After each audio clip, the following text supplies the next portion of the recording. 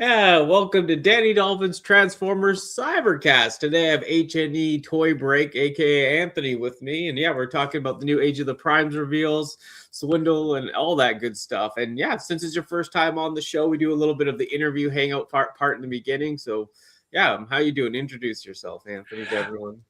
So Anthony from HNE. It's like 130 degrees outside in Ohio for some reason. Global warming. He just finished storming, and the weather report says it's disrespectfully moist, which it is. I feel disrespected every time I leave this room, and it is like the air conditioner is fighting to cool this room down.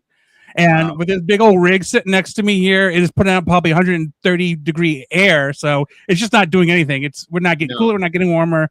We're basically a desert, a very hot desert. Anyway, Nuts, all the channels and stuff. HNE Games is the YouTube, and I'm going to sit here for the next 90 minutes or so listening to Danny talk.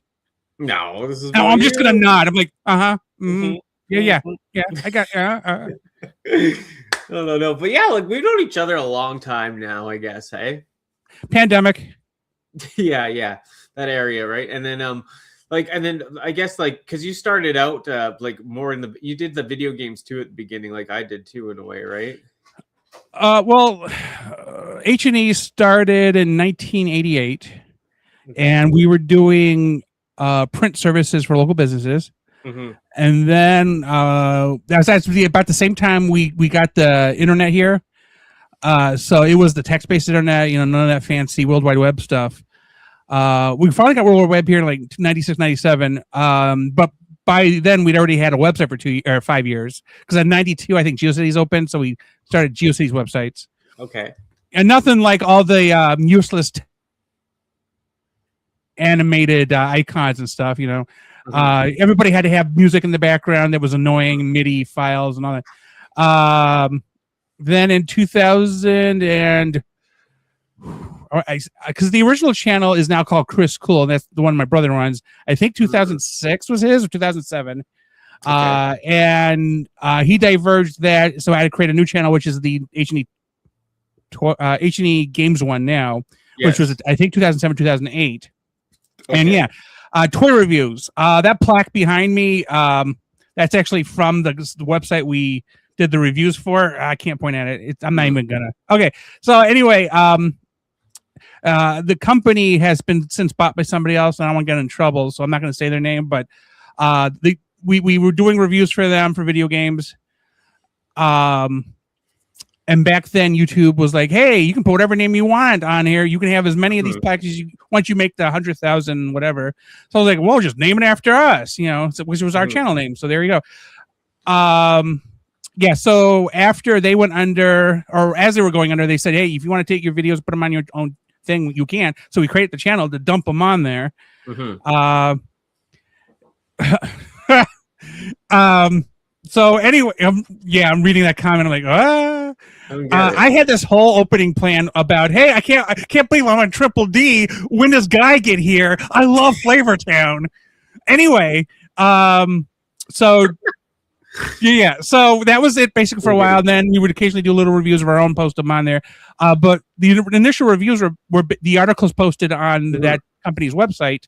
Yeah. And so it was just basically idle, no images or whatsoever, or maybe a static image. Yeah. But then just me or him reading off of the script from the article. And that was pretty much it for a long time. So then periodic spouts of me going, hey, I want to try something different. And at this point, Chris, my brother, who had converted the original channel to Chris Cool, he was doing Commodore computer stuff. Okay. So he was doing that, and then he got some remasters of some web videos and stuff from Warner Brothers, which are on his channel. But I was like, well, I'm going to do more reviews and stuff, and this time I'll actually start doing videos with them. So if you go to HNE Games, you'll see like Game Break and then Game Break Classics or Archive or whatever, and the Archive ones are the old ones from the old gaming website, and then there's the newer version. But then I want to say 2018, 2019, we switched to doing Transformer stuff. Now, if you go to games, you'll see none of the Transformer stuff is there anymore, except for maybe 2 live feeds. Okay. All that stuff is actually currently being dumped on Mondays and Wednesdays onto HNE Toys.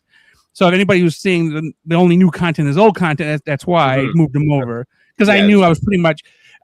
So the staff of us, if you, let's say, just for HNE alone, is about 7 people. At the end of last year, I generally, Chris and I had a discussion. Like we're pretty much done, right? We're not doing anything else this year. It's like, yeah, I mean, we're not making any money anymore. We were making money because of the partnership program. We were one of the founding partners over there, whatever they called that originally for those. Yeah, same. Yeah, I remember the original style, but then they took it away and. Yeah, so they took it away. You know, fun fact: I got 16 cents in ad revenue last week. 16 whole whopping cents. Anyway, I don't. Maybe they just felt sad about holding on to it. So, anyway, they got rid of they made a requirements. We were like, we're getting the viewership, we weren't getting the subscribers. I wasn't pushing it. It wasn't important to me.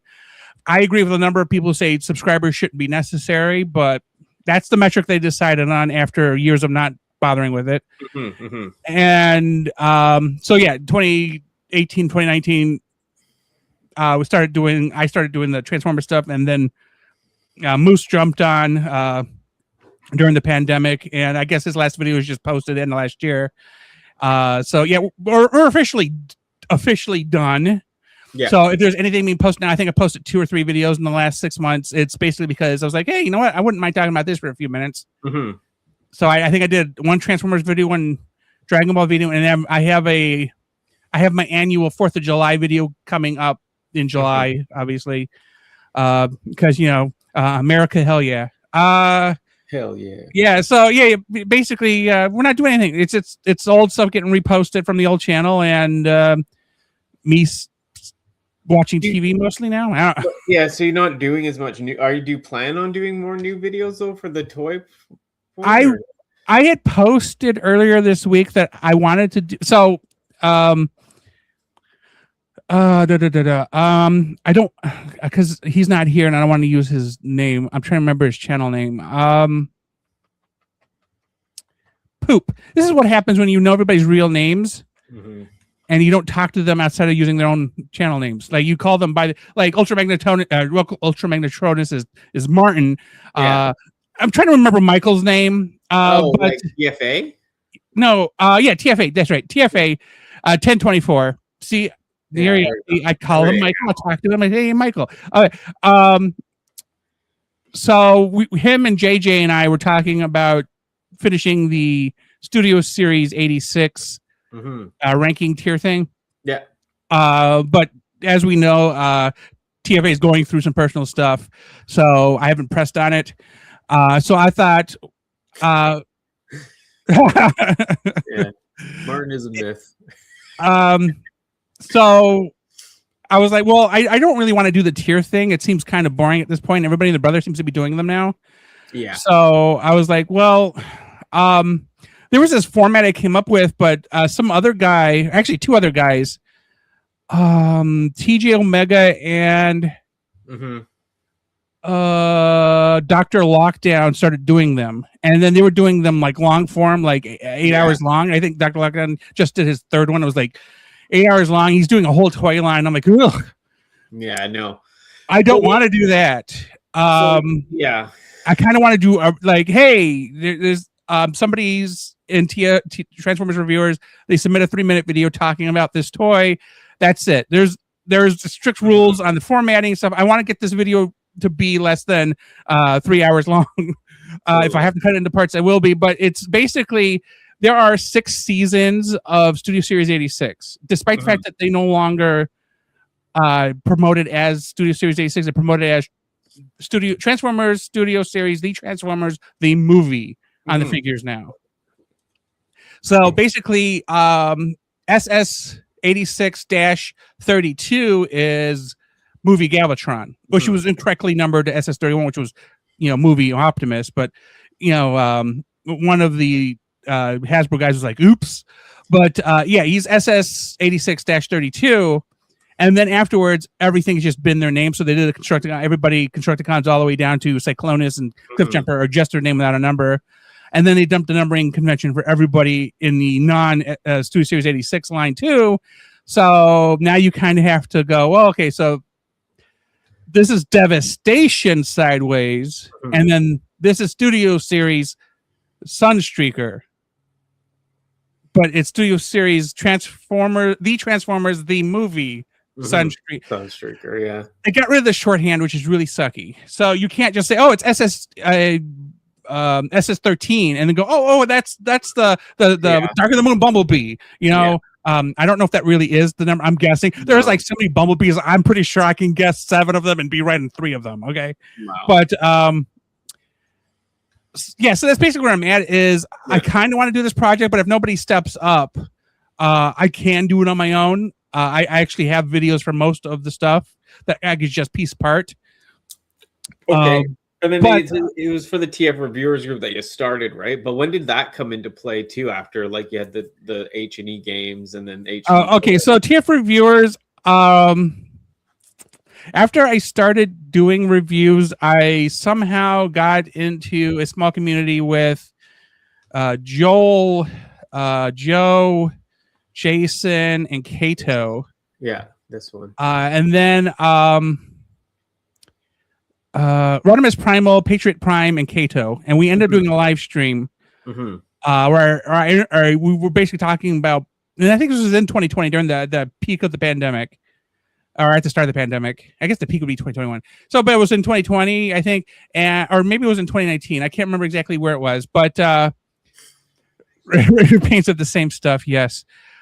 So had a conversation with them, and then like we talked for another 2 hours after the live stream, and I was like, why don't we just create like a group, you know, like we thing where we can collaborate and stuff, and they seem to be on board about it.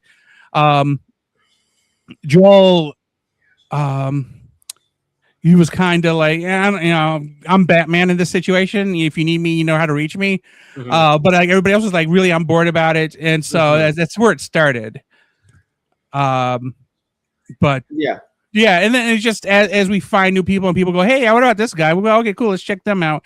Yeah. But then we end up in a situation where everybody and their brother wanted to participate. The thing is, if you don't actively produce content, and then where's the real benefit here?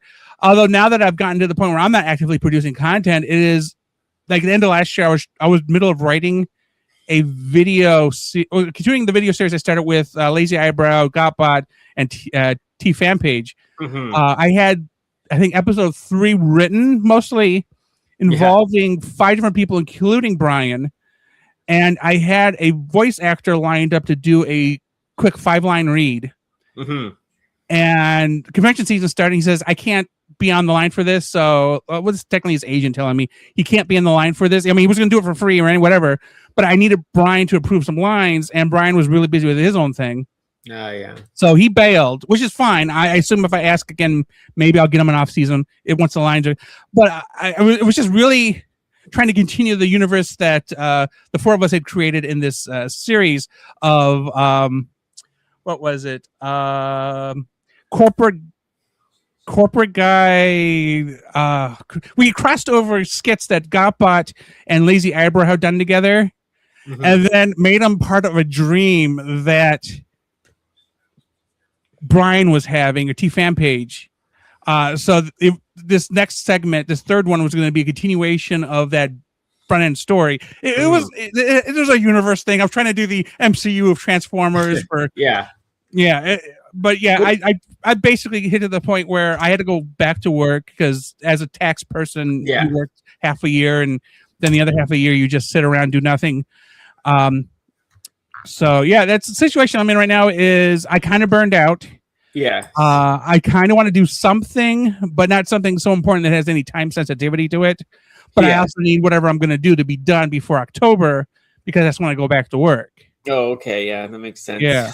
Because it's a lot. And then like originally though, like, you know how like you had there's the bigger people in that group too. And like, do you think it went well? Like, you know what I mean? Was the idea to get the bigger people to help the little smaller channels in the group, or did it? Well, I have to say, Patriot Prime, Rodimus Primal have been particularly open to helping smaller channels. Interviewing them, promoting them. That was really helpful. And then the group of us, I think, contributed to Rodimus Primal getting over 100,000. subscribers because we did a lot of events putting him out there. I mean, obviously, he did most of the work himself. I'm not taking credit away from that. But I think his collaboration helped him get to where he is now. If he were fairly independent, I think he would be kind of stuck where Theo Adams is, where his channel is struggling just to get to 90,000. Because Theo does very little crossover work. Oh, yeah, very little. Yeah, I think if him and the other British YouTubers would do more crossovers with each other, I have a feeling, as it go, the high tide raises all ships. I think we did really well here in the Americas, but I don't think it's working that well in Europe. And I mean, time zone of consideration. Like, I would love to do more with some of the Asian guys, like JJ, but it is a 12-hour time difference. When he's awake in the morning, I'm probably getting ready to go to sleep. So yeah, I know I've done a few with TF, like he's in America, like the Michael TFA, and then we had JJ with us too. And but like he's 12 hours ahead. He's having breakfast, so I'm having dinner. But it's fun. Like I love JJ. Like we had a great time lately. So people like that. So I mean, Speaking of JJ, there was an earthquake in the Philippines or Malaysia. Did anybody check to see if he was okay? Well, I see him singing on Instagram, so I think okay, so he's fine. Okay, yeah, because they have a lot of earthquakes out there, and periodically I'll go, "Hey, are you okay?" Like he's like, "Oh no, it was barely a 3 here when it was like a 9 over in the middle of the Pacific." You know, totally. Yeah, like what? Yeah, so that covers that stuff, and then like obviously, like you said, you want to do more stuff, but it just can't be time based. You want it not time based and before October, right? It's just basically something casual and fun that wouldn't require too much effort. If I don't have to do other reviews myself or whatever, and then I think it's more fun. I reserved in the sheet. Do I have it here? I'm trying to remember where I put it. So I reserved in this sheet. Yeah, I do have it. So let me do this. Boop. I'm going to put a presentation on for you. Yeah. And so here's that. And then on the doc, it basically explains what we're trying to do here. So first come, first served. Obviously, you pick what you want. And then it has to be MP3, 1080p, 24 to 30 frames per second. I have a July 1st deadline. Technically, that is just a soft deadline. But then I figured out all of the releases, and of course some of these releases had variants, but still use the same numbers plus BB in some cases. And then you see down here erroneously numbered 86-31 when in fact but there's also an HK Limited, Optimus Prime. I'm not one version of the figure is fine. We don't need to see every version of the same figure. Repaint it slightly, has a different head sculpt. Who cares? So anyway, we break it down into 8. Wow, it's been 8 years. Wow. And then of course the newest one down here. Obviously, nobody's going to have like Prowl, Starscream, the Insecticons, or Cyclonus, or Cliffjumper. But basically, build up this video where every year or so we would update it with the additional segments. So what I was saying before is I'd reserved the Constructicons because Brian did a video. It's about 7 minutes long, where he goes briefly through each of the Constructicons and then the combined Devastator. I would want to take that video with his permission and cut it down to what I need to fit, basically covering all 7 of those particular, or technically 6 of those videos plus the combiner. Yeah. So, but other than that, every other entry is open for anybody who's interested. And then, again, as I said, any that I cannot, find a reviewer to do, I probably have a video for, or I can make one up. Yeah. Okay. So that's basically the project with a soft deadline. If nobody says, "Hey, I want this, or whatever," and then I'm going to be like, "Yeah, I'll do it whenever I feel like it." I just right now, I think it's a good idea, but if no one's interested, then I know it's not a great idea. Yeah, well, gotta try, see how it goes, I guess, right? And then like I said, it's interesting. What about what first got you into Transformers though? Like the toys, cartoon, or was it something else? Or So 1984, I think it was September of 84, August of 84, or whatever. There was a local TV station called WUAB 43. They had after school cartoons. I do remember like coming home from school. Well, actually, I didn't. There was a period of my life where I would leave school and come to my grandparents' house, and my mom would go to work because she worked second shift. mm-hmm. My grandparents had this 19-inch RCA floor model TV. So we're talking the TV had wheels. You had to roll it. There's no remote control. There's knobs, UHF, VHF. After school one week, it was 4 or 5 episodes of Transformers. It was the premiere of the series. And I was like, okay, these things are cool. And then they premiered the next year, and I basically watched I would run home just to make sure I was home. I think it was playing at 4:30 in the afternoon, and I was doing band and orchestra, I think, at that point. No, when I was 7, I was doing orchestra. Yep. So, it was basically get out or Cub Scouts. Either one, I'd get out, get there by 4:30 and watch the episode. And then I actually remember there was like a promotion and it's obviously a big advertisement for toys. So it did its job because we had a Kmart down the street, and we went to the Kmart, and that's where I got the throttle bots. Okay. Yeah. That's cool. So, were those your first Transformers? I don't know the order because I know probably the throttle bots were my first Transformers. Okay. And then during the G2 run in the early 90s or late 80s, early 90s, I got Optimus Prime, Scattershot, and Snaptrap. Mm-hmm. So, are you still doing the Christmas one? Okay, I'm not doing anything. I'm not planning anything right now for that time of year. If somebody else wants to take up the mantle, they can. It's tax season for me starting in October. So what we do is we do loans during October through early mid-January, I think, against your refunds. I have no plans for something that's going to probably happen if I do it in October or November. And we try to stay away from the word Christmas because a number of the individuals we have in our group aren't particularly religious forward.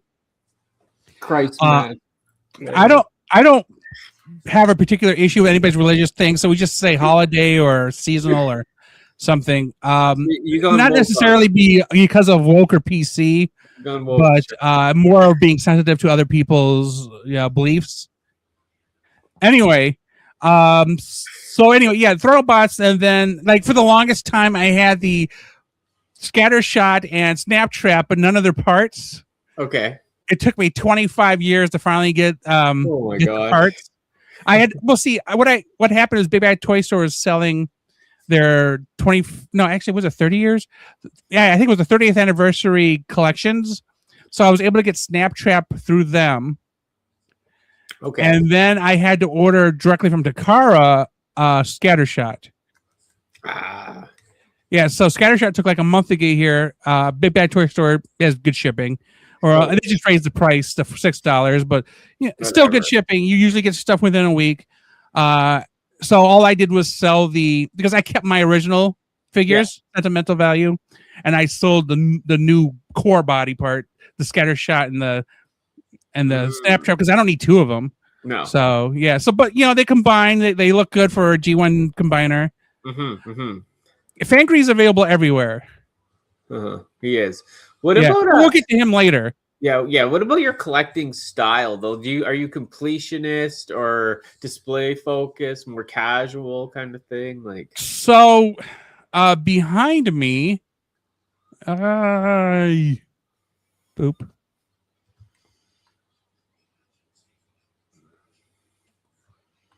Sorry, let me make it bigger. This is the thing. So, you'll see that like the top shelf is I'm middle of working on Bruticus, so obviously he's there. There's a Pokédex there. Don't mind the Pokédex and the Lego. But you see there's Transmetal to Megatron and Transmetal to Optimus Primal.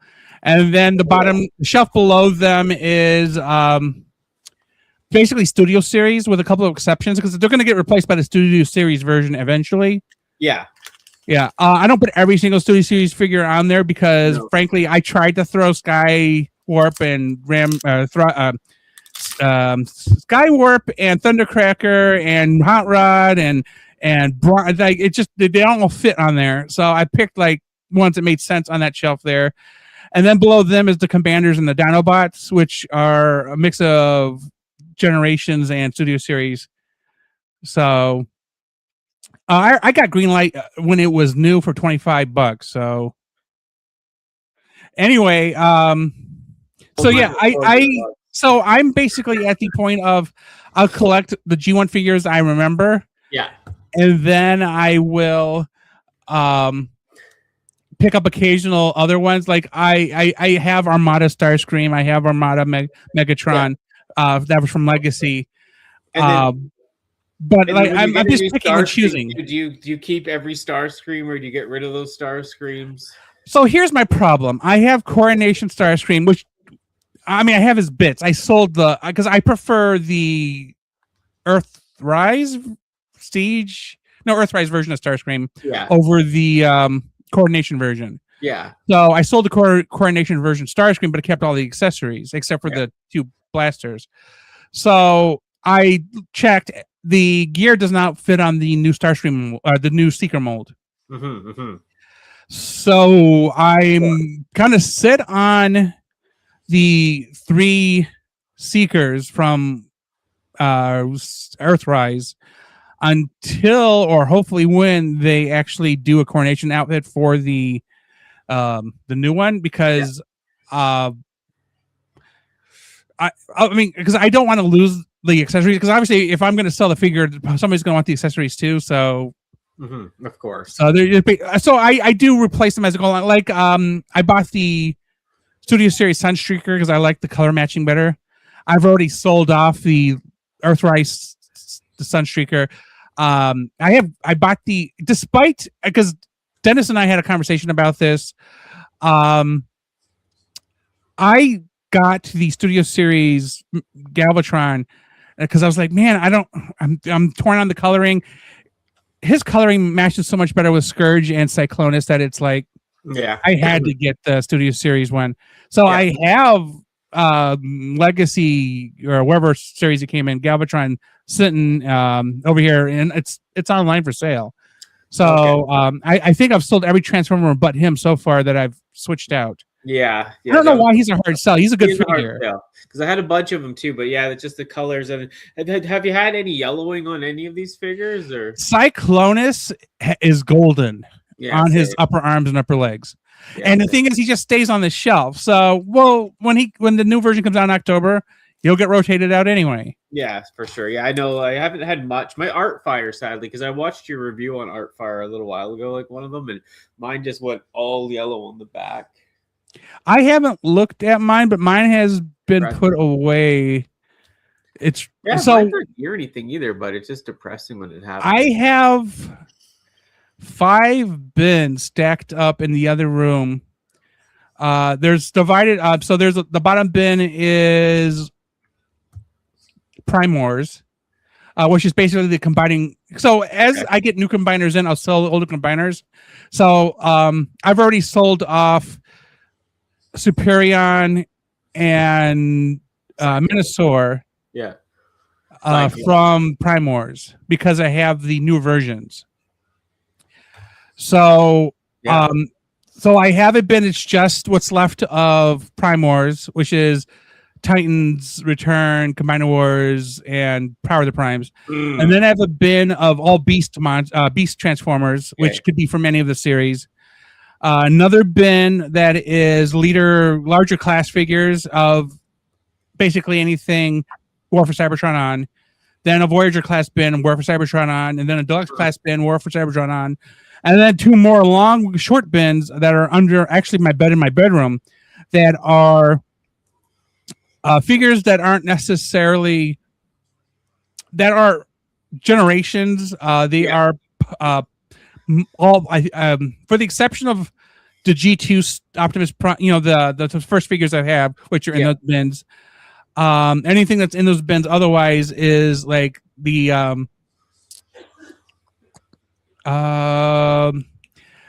Transformers, like the Cybertronian form, Jazz, Bumblebee. Like there is some organization to my brain of why these are separated because they're not the main ones. They're like, oh, they were in episode 1 or 2 of Transformers. Yeah.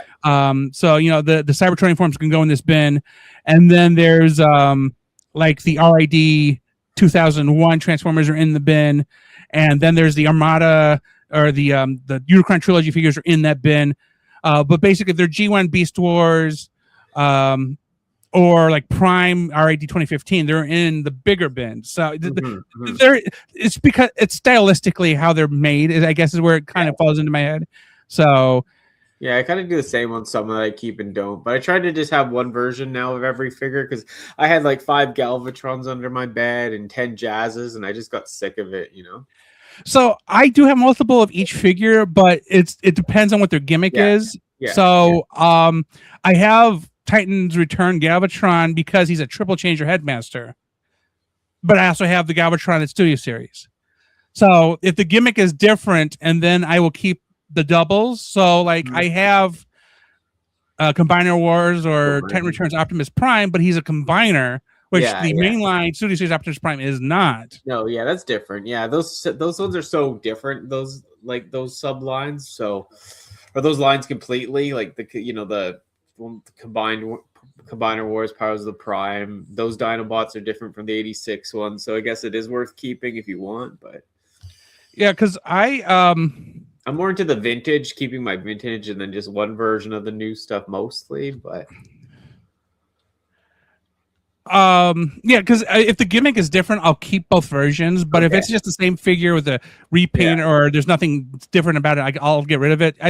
For example, the Sunstreakers and the Galvatrons. Yes. The thing I kind of sort of regretted was when I finally got Studio Series Ratchet and Ironhide. I sold off the Cybertronian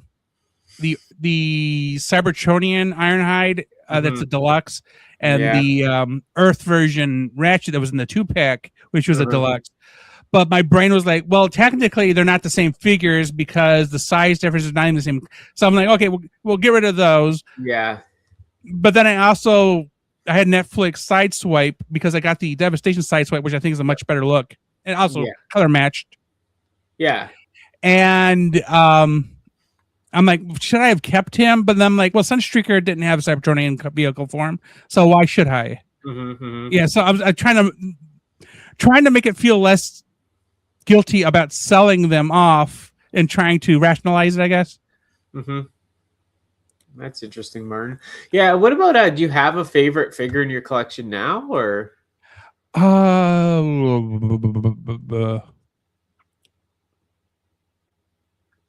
don't. I see. I kind of go through. Like, oh, this is the cool one right now. So like, right now I'm struggling with him. Oh, that's cool. The Godzilla one. Right, and I have the DK. Here, let me. The kit. This.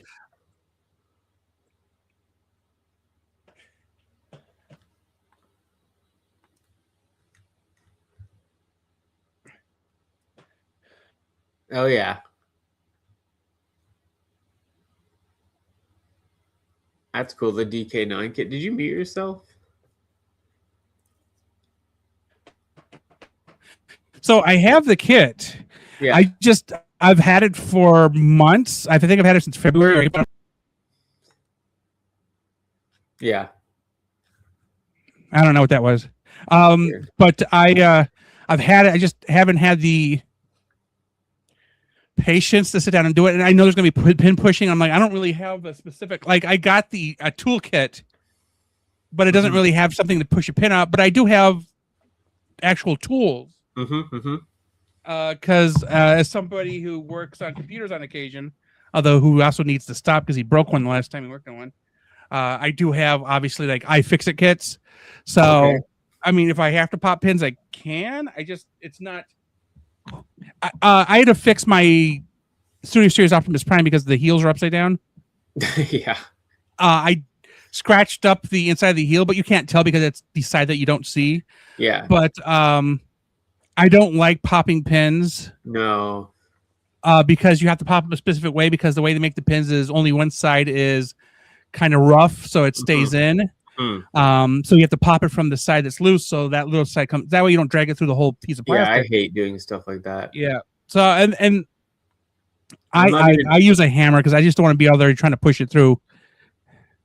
Yeah, I'm not even big on the the kits as much because I don't know, I don't like to change the figure too much the way actually God made it or the company, right? But I'm just not that accepting of change. But I mean, they're cool, the kits. And then if I only collected Transformers, maybe I'd be more into them. But I collect so many other things, So, well, what about yourself? Do you still collect turtles and stuff? Or so Playmates lost the Turtles license. Yeah. So until the end of the year, they're kind of just throwing out the last of what they're willing or able to already was in production, basically. Yeah.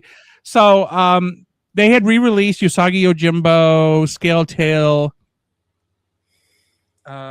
Anthrax, and one other which I already had, and I sold that one back off. Worm, and I sold him back off. Yeah. So that gave me 3 more that I didn't have. But then what they've been doing now, and I think that was in March or April, is they've been releasing updated versions of the Ninja Turtles with like 12 points of articulation instead of the usual 5. Yeah. So they give them knee joints, elbows, ankles. I have the Target 6-pack, which is the Turtle, Splinter, and Shredder. Okay. Yeah. And then they just announced a Raphael Rocksteady one, and this is the first time Rocksteady's had the full articulation. But I'm not going to go buy Raphael again just to get Rocksteady. No, God, no. So I mean, it's $25 still, but like, I don't need a second Rocksteady just so he has knees, No, yeah. No, I agree. It's but they lost the license. But anything else besides Turtles that you collect? I think the last crossover they're doing is the Ninja Turtles G.I. Joe. So I have Raphael on pre-order at Big Bad Toy Store. Yeah. Because I overslept and missed out on the Target reservation. So, but I'm gonna go into Target on the morning of the 13th of July, I think it is. Yeah. And hopefully I just can pick one up and then cancel the Big Bad Toy Store order. Yeah, totally. That'd be cool. Like, yeah, because if you have the option to do that, then do it, right? What about for the Transformers lore? Like, what's your favorite series? Like G1, Beast Wars, Prime. Well, so here's the kicker. I mean, G1 and Beast Wars are all the same. So right, they're all the same lore. Continuity, yeah. But I mean, but which show? Like, so that is it. That is my favorite. Like, yeah, okay. I do. If I had, because I did a ratings thing with a couple of others, and it's on the TF Reviewers channel. RAD 2015 has a place in my heart. It was just I really want them to release an RAD 2015 Studio Series Bumblebee. Yeah. Or it could be Age of the Prime. I don't care. But long as it's generation level, like modern take, because I really like that look. Plus, they did Cliff Jumper from Prime, so they really should do a Bumblebee. Okay, yeah. And I would specifically want Lieutenant Bumblebee to go with my strong arm. Yeah, totally. And then we'll worry about, well, they already announced a Drift, but it's IDW Drift. Yeah, the IDW. And Grimlock already exists. I don't need that stylized Grimlock. I have a Grimlock on their shelf here. Yeah. I'll imagine Kyrie Payton's voice out of this Grimlock if I have to. Yeah, Greg Berger will take a vacation in my brain. But I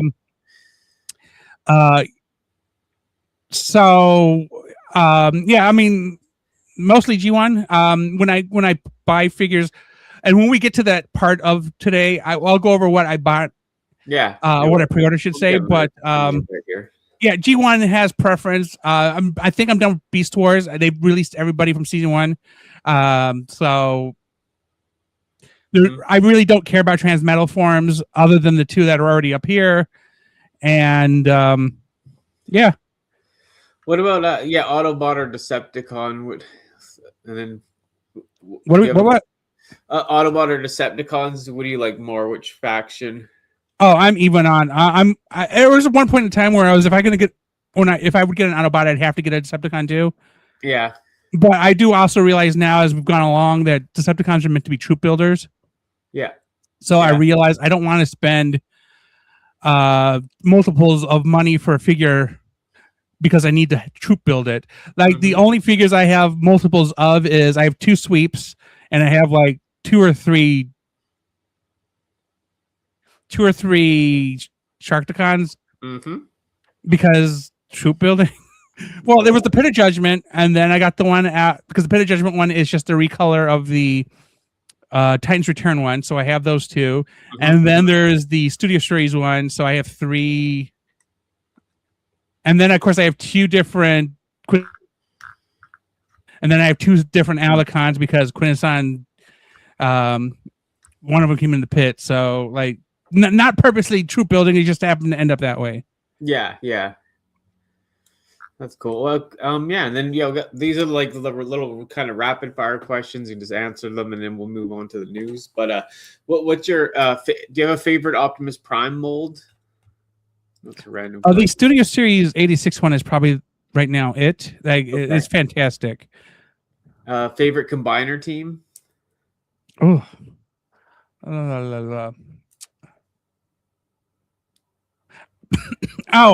Dennis will.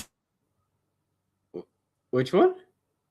It is the Volcanicus combiner. Okay, Volcanicus. So yeah, okay. I mean, I love the Dinobots. Like I was into dinosaurs before I was into Transformers. Yeah, yeah. Well, what about sealed or open? Guessing open. I don't collect. Well, other than the wheelie that's sitting right here. Yeah. Only because I literally picked him up, and then Dan, Proto Man said, "Hey, they're going to release this in the actual correct colors in Studio Series or whatever." And I'm like, "Oh, well, I just keep him sealed. He's a hostage until I get the one I want, and then I'll just sell him and get my money back or whatever, and I'll be good." I'd rather have the correct colored one instead of the comic colored one. Totally. What about can you think of a most overrated figure in the last like 4 or 5 years? I mean, I agree with Dennis. A lot of these figures now are being sold to us as Voyagers when they're really deluxes. Yeah. That bothers me. I mean, I bought Hot Rod again because he was color accurate for Studio Series 86. Yeah, I love that new Hot Rod. Yeah, it's really easy to sell off the original version. Yeah, it is. But I basically bought a Hot Rod because he had a shield and a fishing pole, and he had a skirt that was properly painted. It's a sickness. I know it. It's a diagnosis somewhere. They always do it. And what do you have a dream? Last one. Do you have a dream HasLab project at all? Nope. Although the fact that they said they never released. Now I was never gonna buy Unicron. Yeah. But if they did a Titan Unicron, I think I'd actually buy that one. Yeah, me too. Yeah, especially if it had a really good planet mode, I'd be down for sure. That other one hasn't aged well, anyways. The big one. Well, because I saw Lazy Eyebrows review, and he broke the antennae or whatever it was. Yeah, and he's not the only one who's had that problem. I guess sometimes the plastic is brittle on those. Yeah, it has been. Yeah. Yeah, so I wouldn't want something that it's so easy to break. That's what I'd kind of like the Herald or Unicron because there's no long pieces sticking off. And it's a good idea, like somebody who wants a Unicron looking something. Totally. But definitely, if they're to make a Unicron proper, I think it would have to be a Titan class. Yeah. Not that I'm happy about the $250 price tag. I'd be happy. All right, well, we go on to the Transformers news now, and we'll go into that. Transformers news.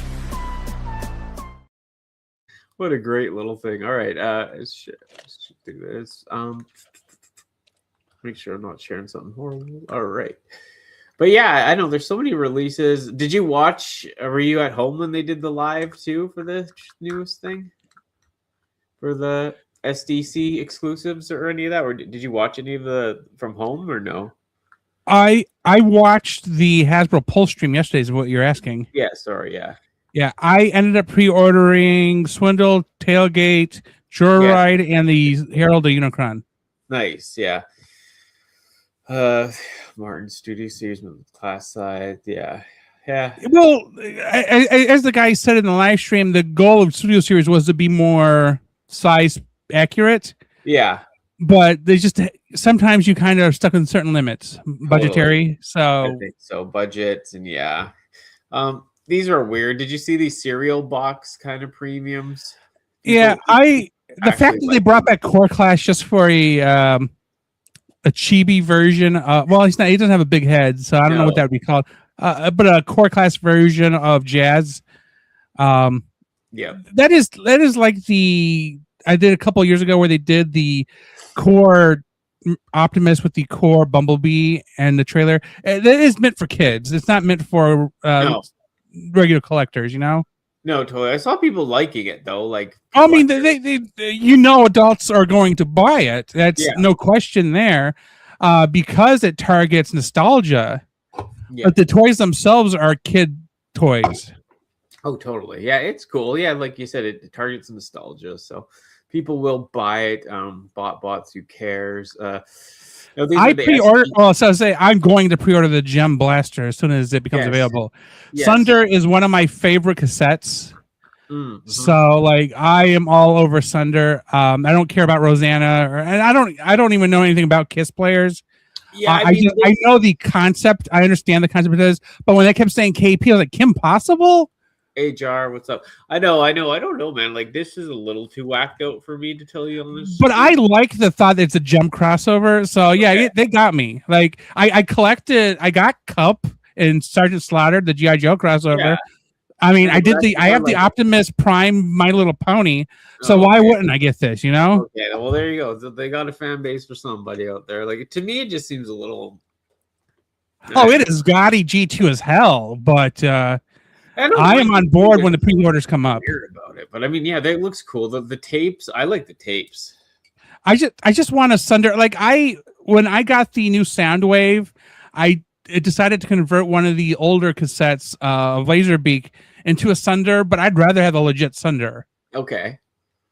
Yeah, I don't know. Like I said, like, they're cool. It's cool enough. If it wasn't Gem and the holograms, I think I'd be more in. If it was just to paint, I'm only in it for the cassettes. I like the crossover concept of Blaster, but like the cassettes are why I'm getting it. Okay. And when does this go on sale? SDCC weekend in middle July. July, okay.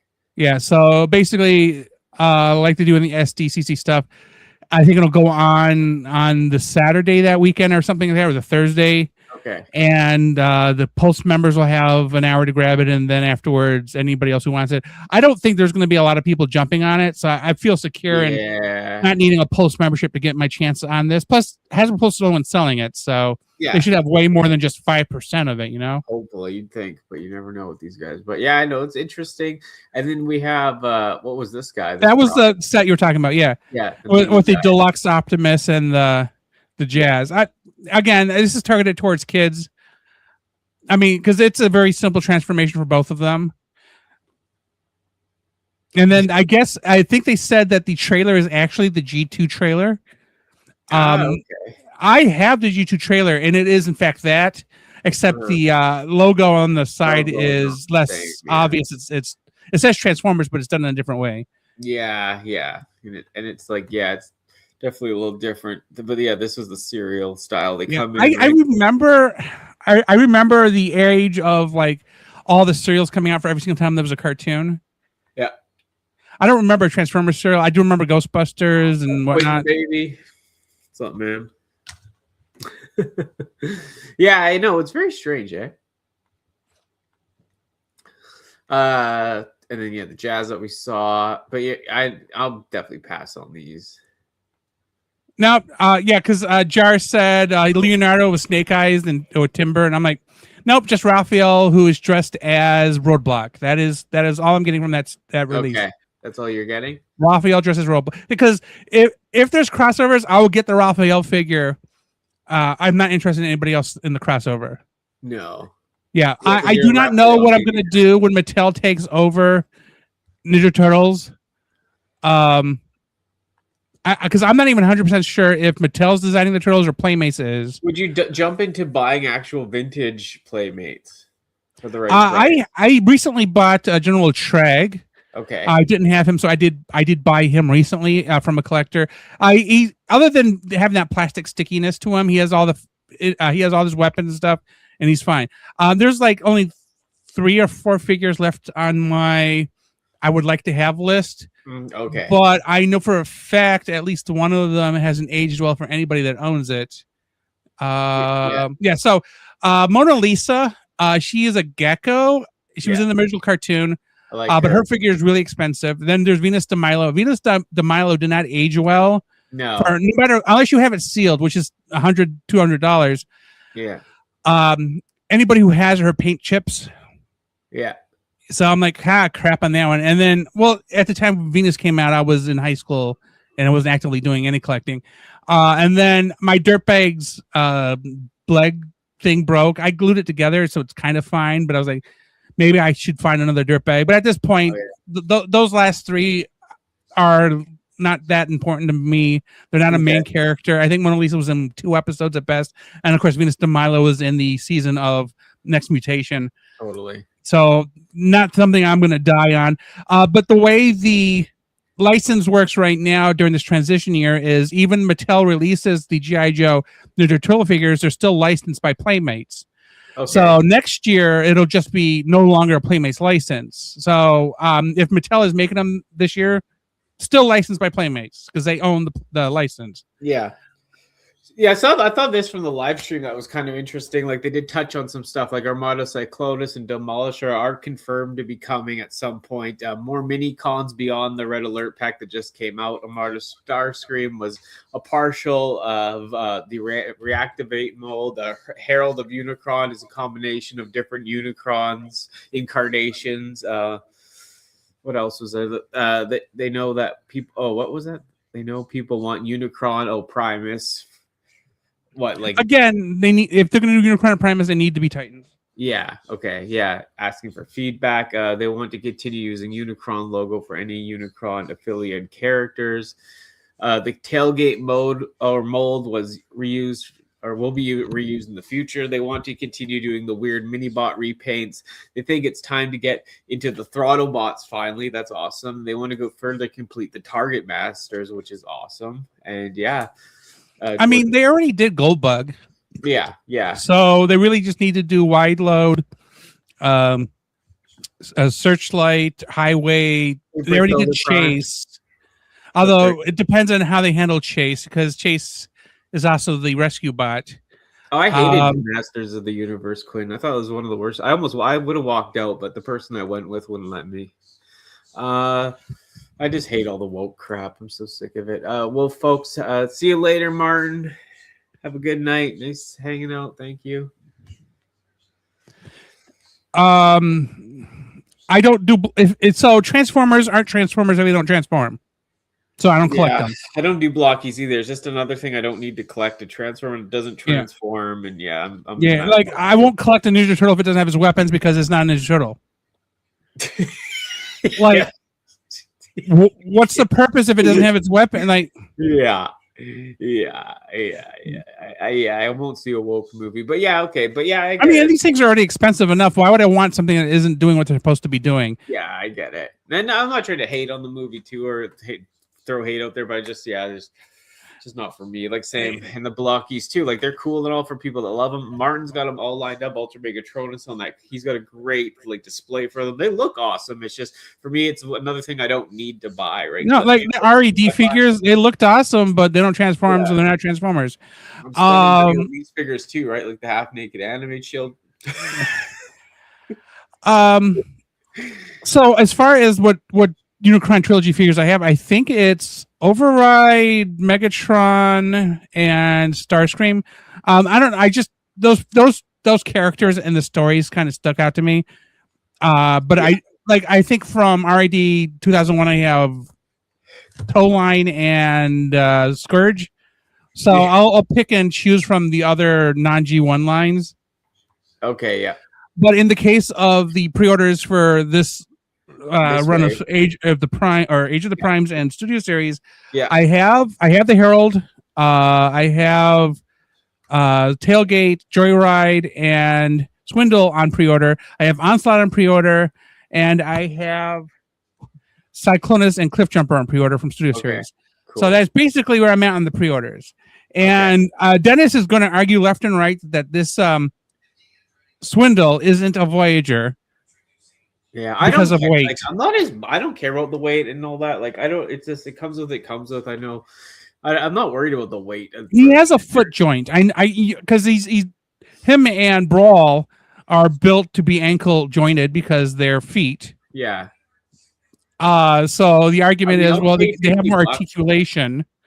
I mean, this Swindle looks great to me. Like, I'll pay $50 for this whole day. Oh no, he looks fantastic. I like even with the carry-on of the cannon. Yeah, I think that is a better use of it than it was for the Constructicons, where they just had this big old missile pod thing. Totally, yeah. Like, what construction vehicles do you know carry missile pods to the construction site? Yeah. Wait, because McFarlane stopped producing the toys this year. Yeah. So, like, they're pushing out all their dream toys because Mattel took back DC. Yeah. But yeah, I don't know. I know, like, it's tough, but I don't think you can just go on weight for plastic anymore. I mean, there's engineering, there's, like, I guess the extra stuff it comes with, but it's just these. I mean, he looks good. I think he looks good, but we know for a fact that they're pricing people out. Oh, they are. Yeah, yeah, for sure. No move to Boston is going to make these things cheaper. No. Or make the price change coming up next a lot further away. Yeah. I missed the days of a $14 figure. Yeah. But I also realized that $14 figure maybe didn't have as much articulation. It came with less weapons. Didn't have a specific gimmick. Yeah. But inflation sucks right now, and these things aren't like, let's say inflation gets under control and maybe general prices do lower. Nobody's going to lower their prices to match that. Oh, hell no. God, no. I know. We're past that. And she has walked away from the camera, everybody. No, I had to get so they're going to sneeze, but she says she's taking a dump. No, I'm going to sneeze. But yeah, like the it's hard to explain, but like they're not going to lower the prices, and like they're pricing people out, and you know what I mean. Sometimes I'll still spend the same amount of money, but I get less now. Before I could get like 8 figures for the same price as 4, which sucks, right? I mean, at the current deluxe price, that was the price of 2 deluxes back in 2016. So we're literally 10 years later, and their price has doubled. Yeah, that's a 100% increase.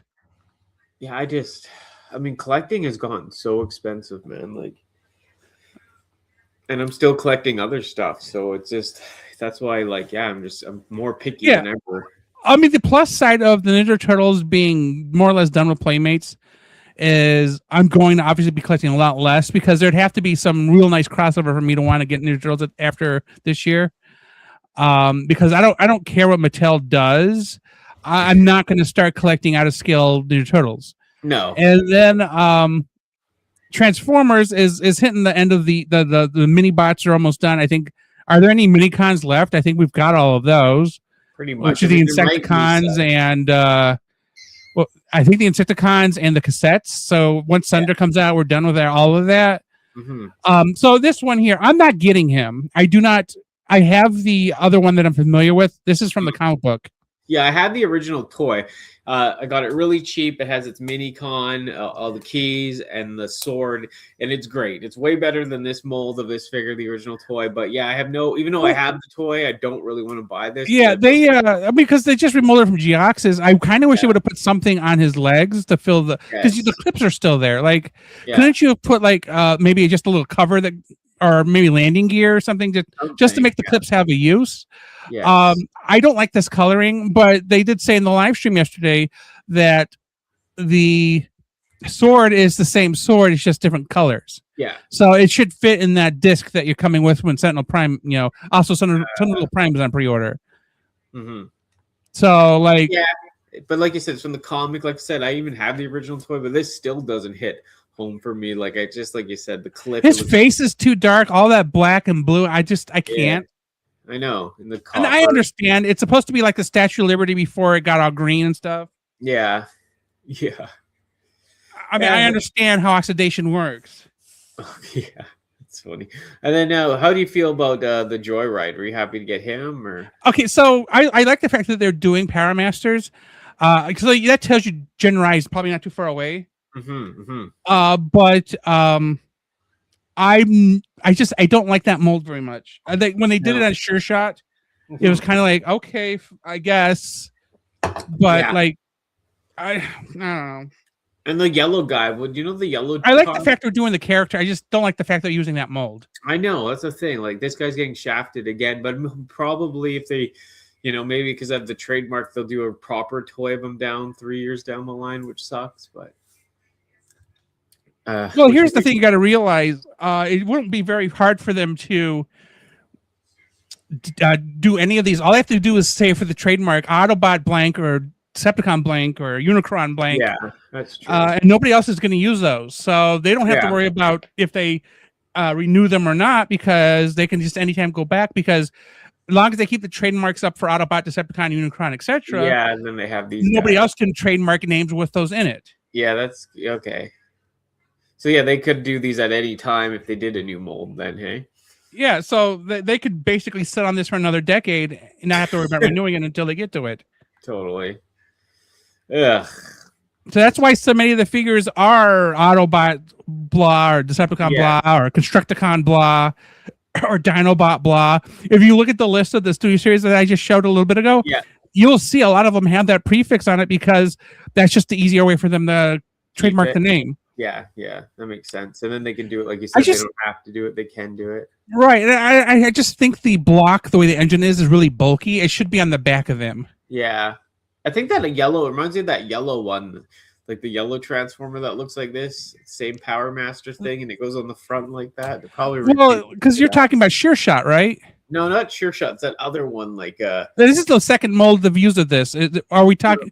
Yeah, no, I don't think they've done this character yet. But there's a G. Well, no, this is the first time they've done Joyride, but this mold was used for Sure Shot. Yeah, I know, but there's another guy they haven't even done yet. That's a G1 that kind of. Okay. Well, they haven't done it yet, so I don't know what it looks like. Okay, so yeah, sorry. But I'm just thinking they'll probably repaint into this mold. Yeah, stop trying to predict the future. Okay. There's so many figures that go, "Oh, we're going to do this." You hear a rumor about it, and then we don't see it for 4 years. So I'm not even going to try to predict the future. But I mean, his color scheme it just screams, "Hey, we're about to transition to the G2 here."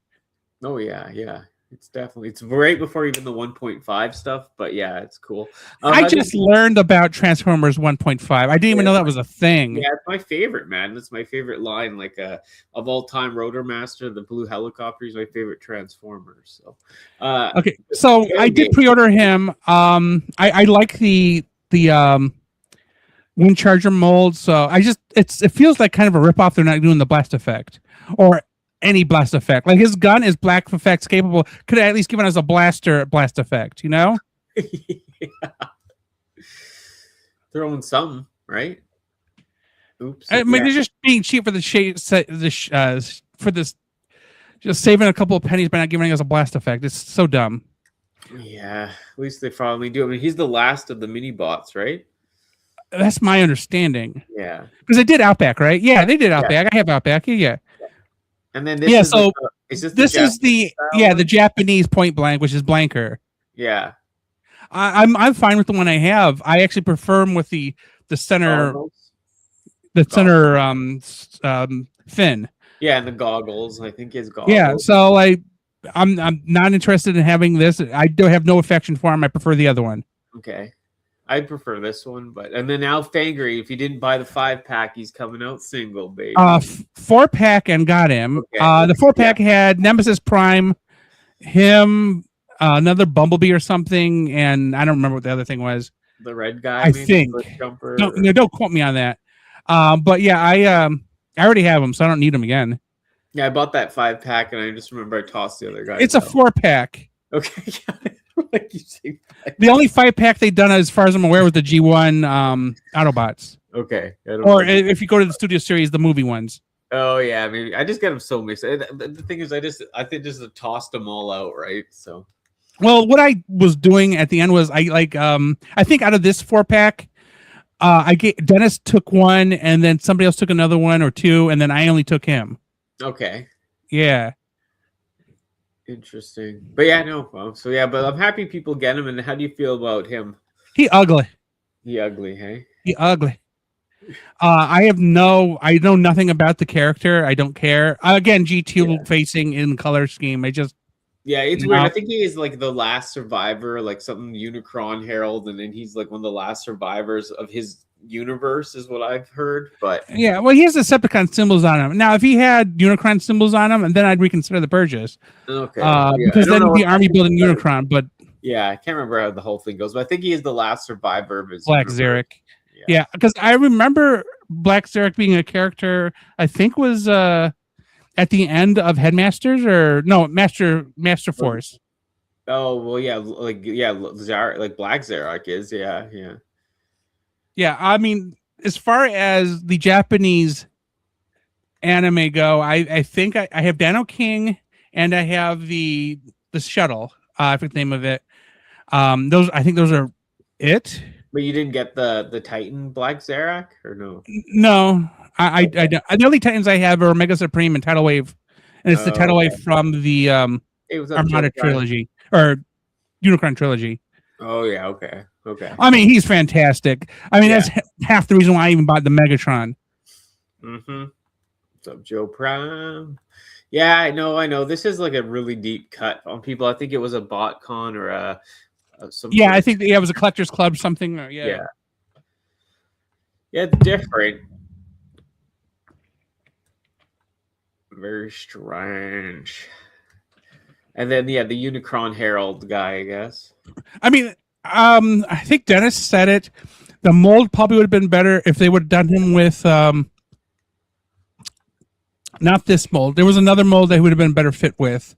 Mm-hmm. And I cannot remember who it was. The Tarn mold again, right? No, not the Tarn mold. Another leader class mold. I just can't remember which one he said. This is the Tarn mold, isn't it? No, that's the Megatronus mold. Oh, that's what I meant. Sorry, Megatronus. Yeah, because Tarn is Voyager. Yeah. I cannot remember the name of the mold that Dennis said, and I'm thinking about it. I'm like, yeah, that makes sense, but I do not remember the name of the mold. But I'm fine with this. It's a floating tank thing. Yeah, like they said, it's like amalgamation of all those ones, kind of from Cybertron from the Armada era or whatever, right? Like it kind of homages that. Kind of like the Unicron trilogy stuff. Yeah. I mean, I guess there was a comic or something from that era where Unicron just basically created lots of clones of himself. They were like Transformers size to fight the Transformers. Yes. Yeah. Okay, cool, nice reference, but I like the fact that it looks like Unicron. I know. And what are you? Would you buy multiples of these, like 10? I will not. No. Okay. Plus, I have the super large SDCC Unicron from Pop, so I think I'm good with the big box of taking up space thing. Mm-hmm. That's cool. Yeah, and then obviously Red Alert comes with all the. That kills me. I just want Leader 1 and the one that goes with Starscream, because I obviously have those two figures. Swindle, I think it is. I just need those two. Like if somebody's buying this guy and wants all but those two, I would definitely pay for those two. Yeah.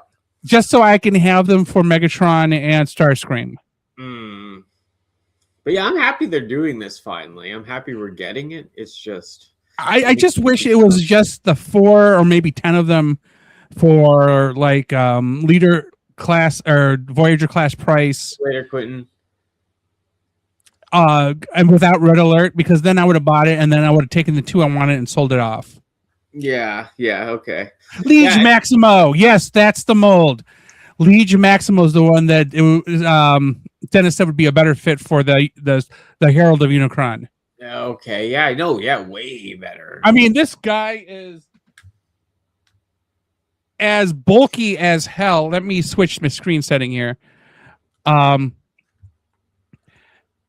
mean, this makes more sense for a Unicron soldier than using the Megatronus mold. But I mean, his conversion, the end form is so bulky that I have no place for it. So he's just sitting here in a throne. For the lack of space, I don't have a place for him. So he's just basically sitting here. I like everybody else I can cram in a box somewhere. But he gets to sit right here next to Wheelie in his plastic box. And that's like I just can't with him. I don't know where to put him. Let me zoom in on it for a second. Oh yeah, okay. Oops. That's funny. But yeah, I know. And then because you don't want this red alert repaint, obviously, right? No, he's ugly. Yeah. He looks like somebody said, "Hey, paint this, here's some crayons. Go ahead and color this guy in." And they're like, "Perfect. Let's make that a toy." Yeah. And also with the problems with the Star Saber, I don't need that. I just need Leader One and Swindle. Okay. Yeah, it kind of sucks that they're not just putting them out together, right? But they're probably going to eventually, or they're going to do they did the Botopolis thing where they did all the mini bots and a couple of the smaller sets together. Mm-hmm. I mean, that's true. I mean, when we heard rumors about this, I think a lot of us thought it was just mini con pack with. Yeah. It's just, I don't think we expected 8 of them, but no. I did not even get the red alert. I got the evil version because I thought the black and red looked cool. Oh yeah, that's a deep cut. That guy's cool. He's really good. Yeah, I like that character. I mean, that was one of the few. He was first off on sale, and second, he just looks effing cool. So I was at Target. And I was like, well, damn. I was like, you know what? He's just too cool to pass up. He's basically the scourge of red alert. Yeah. Did you see these guys go through a couple? So I'm going to pre-order the that guy. Yeah, both of them.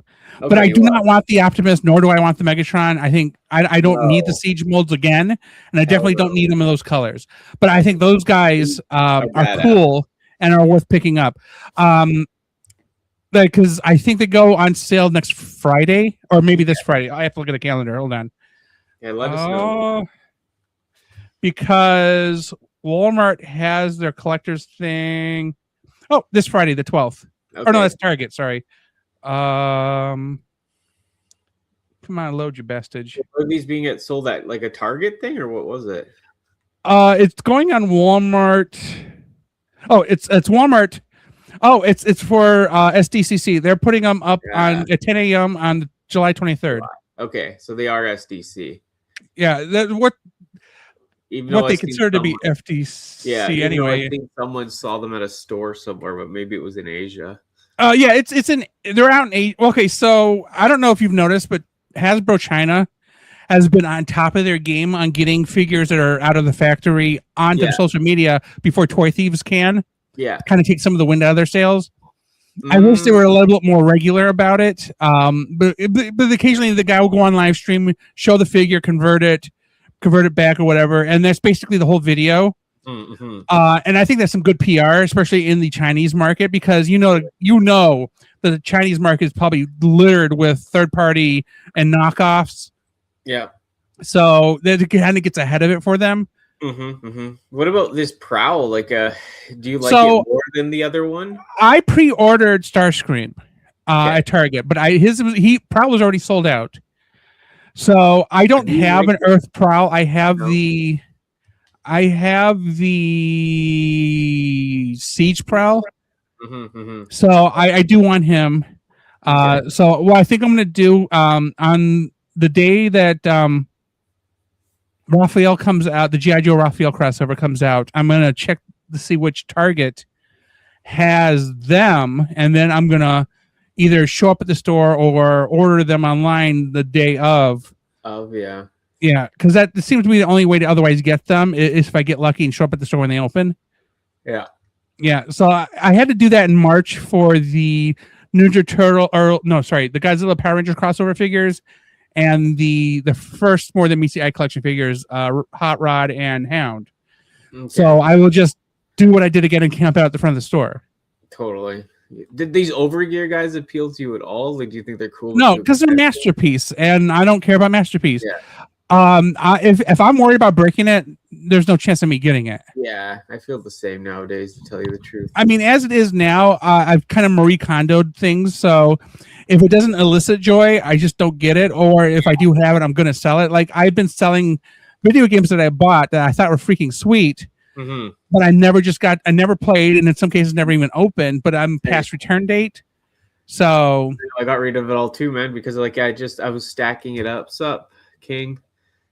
Hey, what's up, King Dragonites? Yeah, same thing. I got rid of stuff because like just wasn't playing it and never opened it and thought it was cool and just can't do that anymore. Right, and my shelves are filling up. I mean, you saw like behind me is the Switch shelves.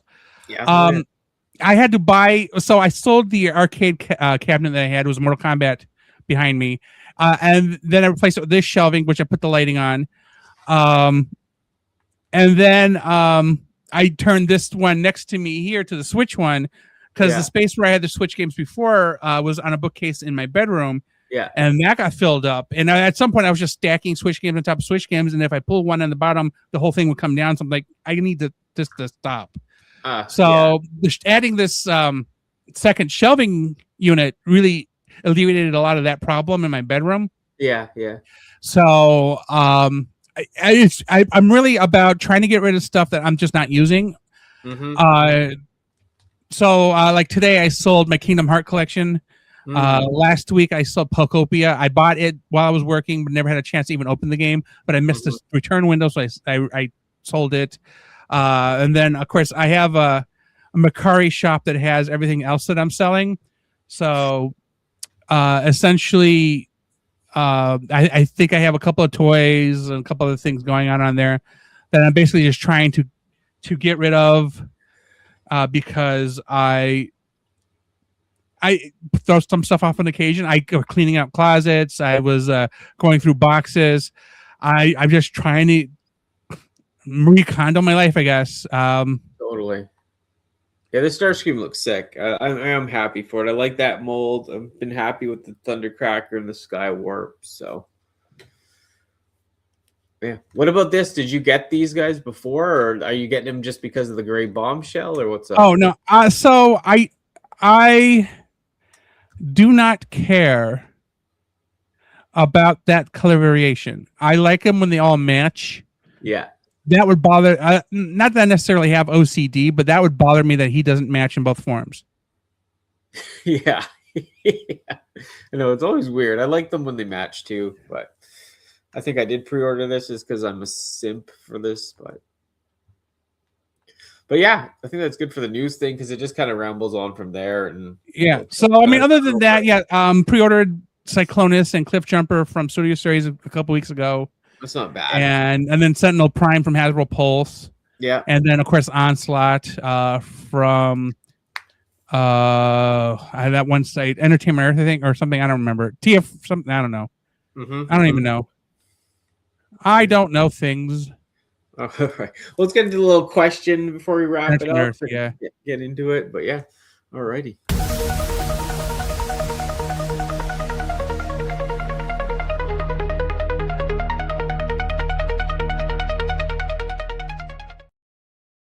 Well, yeah, it just the question is kind of like broader than that too. It's like just because you've been online for so long and into Transformers and all that. Look, have you seen it change over the years, or what's your first feelings?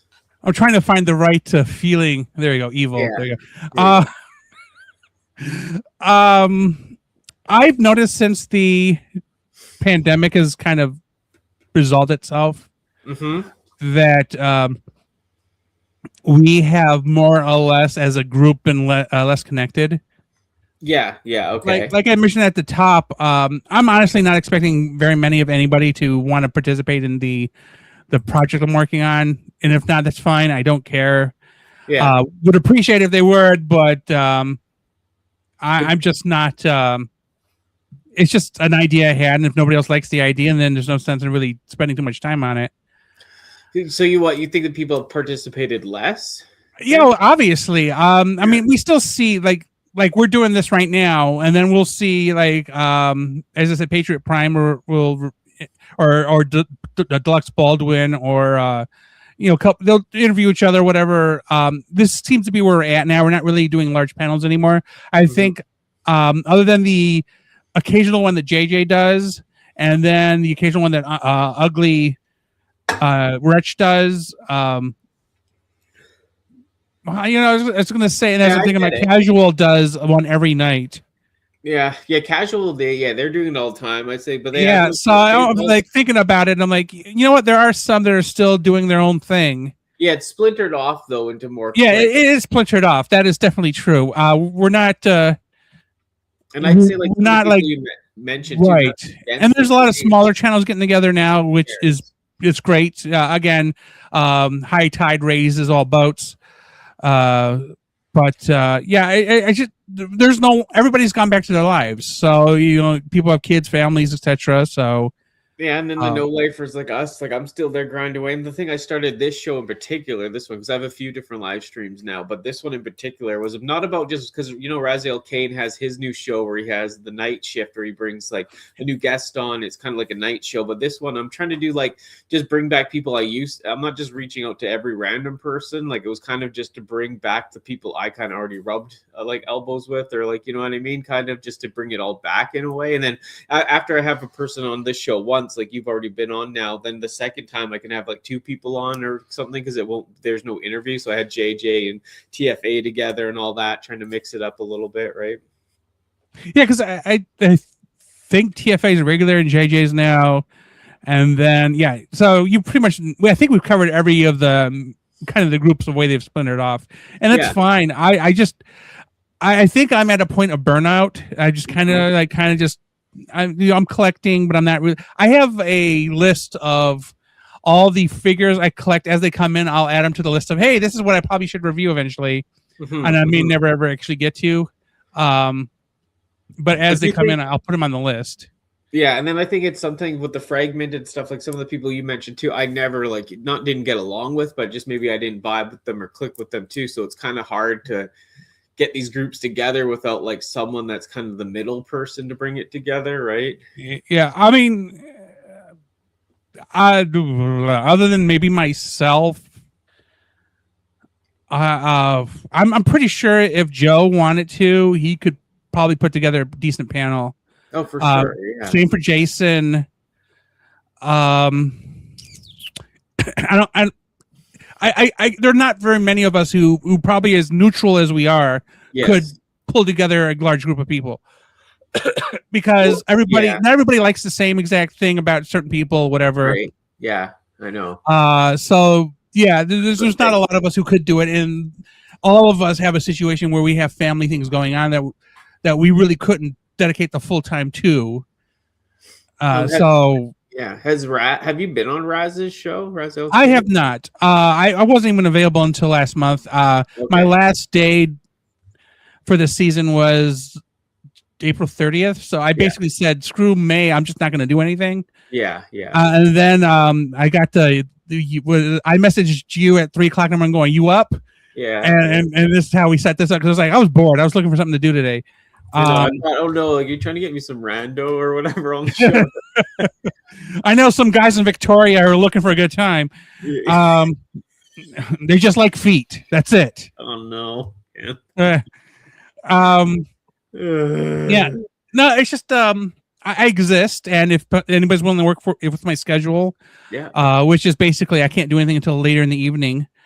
We didn't start this until 9 p.m. Eastern because I needed to make sure that I could be the chauffeur I need to be, get dinner, and then make sure everybody else is okay before I go off and do this for a couple hours. Yeah, and like Razel's show, he's doing his usually at 6. So this is his next guest. He's got the Kickstarter, this guy, More Than Meets the Eye, but it's a Kickstarter thing. It's Todd Douglas. So he's doing that on Friday. So that's kind of cool. It's a good show. Like he does like the hang up stuff by himself, like a night show, and then he brings the guest on a half an hour later. So it's a cool concept. Is he writing a monologue? Like, I mean, have fun with that. I tried to do the monologue thing.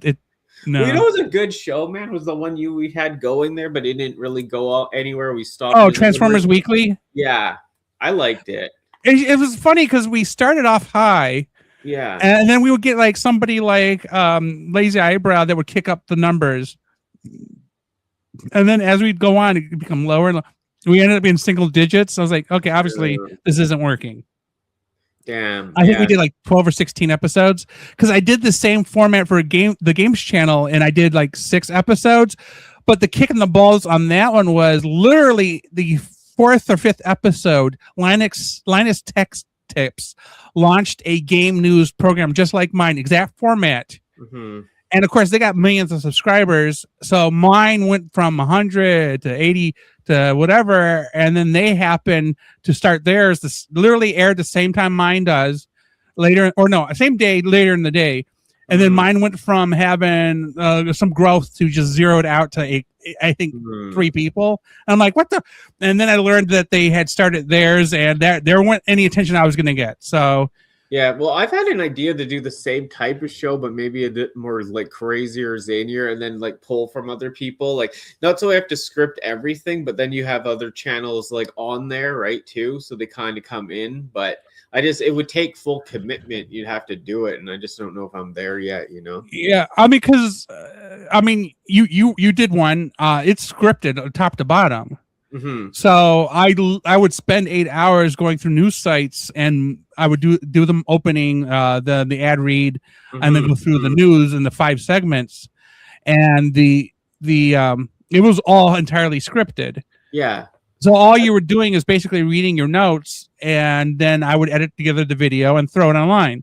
Very simple formatting. It just takes a little bit of time. Yes. Yeah. So I think an episode we got it recorded during the week, and I usually have it posted by Friday. I think maybe no more than 16 hours to put together an 8-minute episode. Yeah.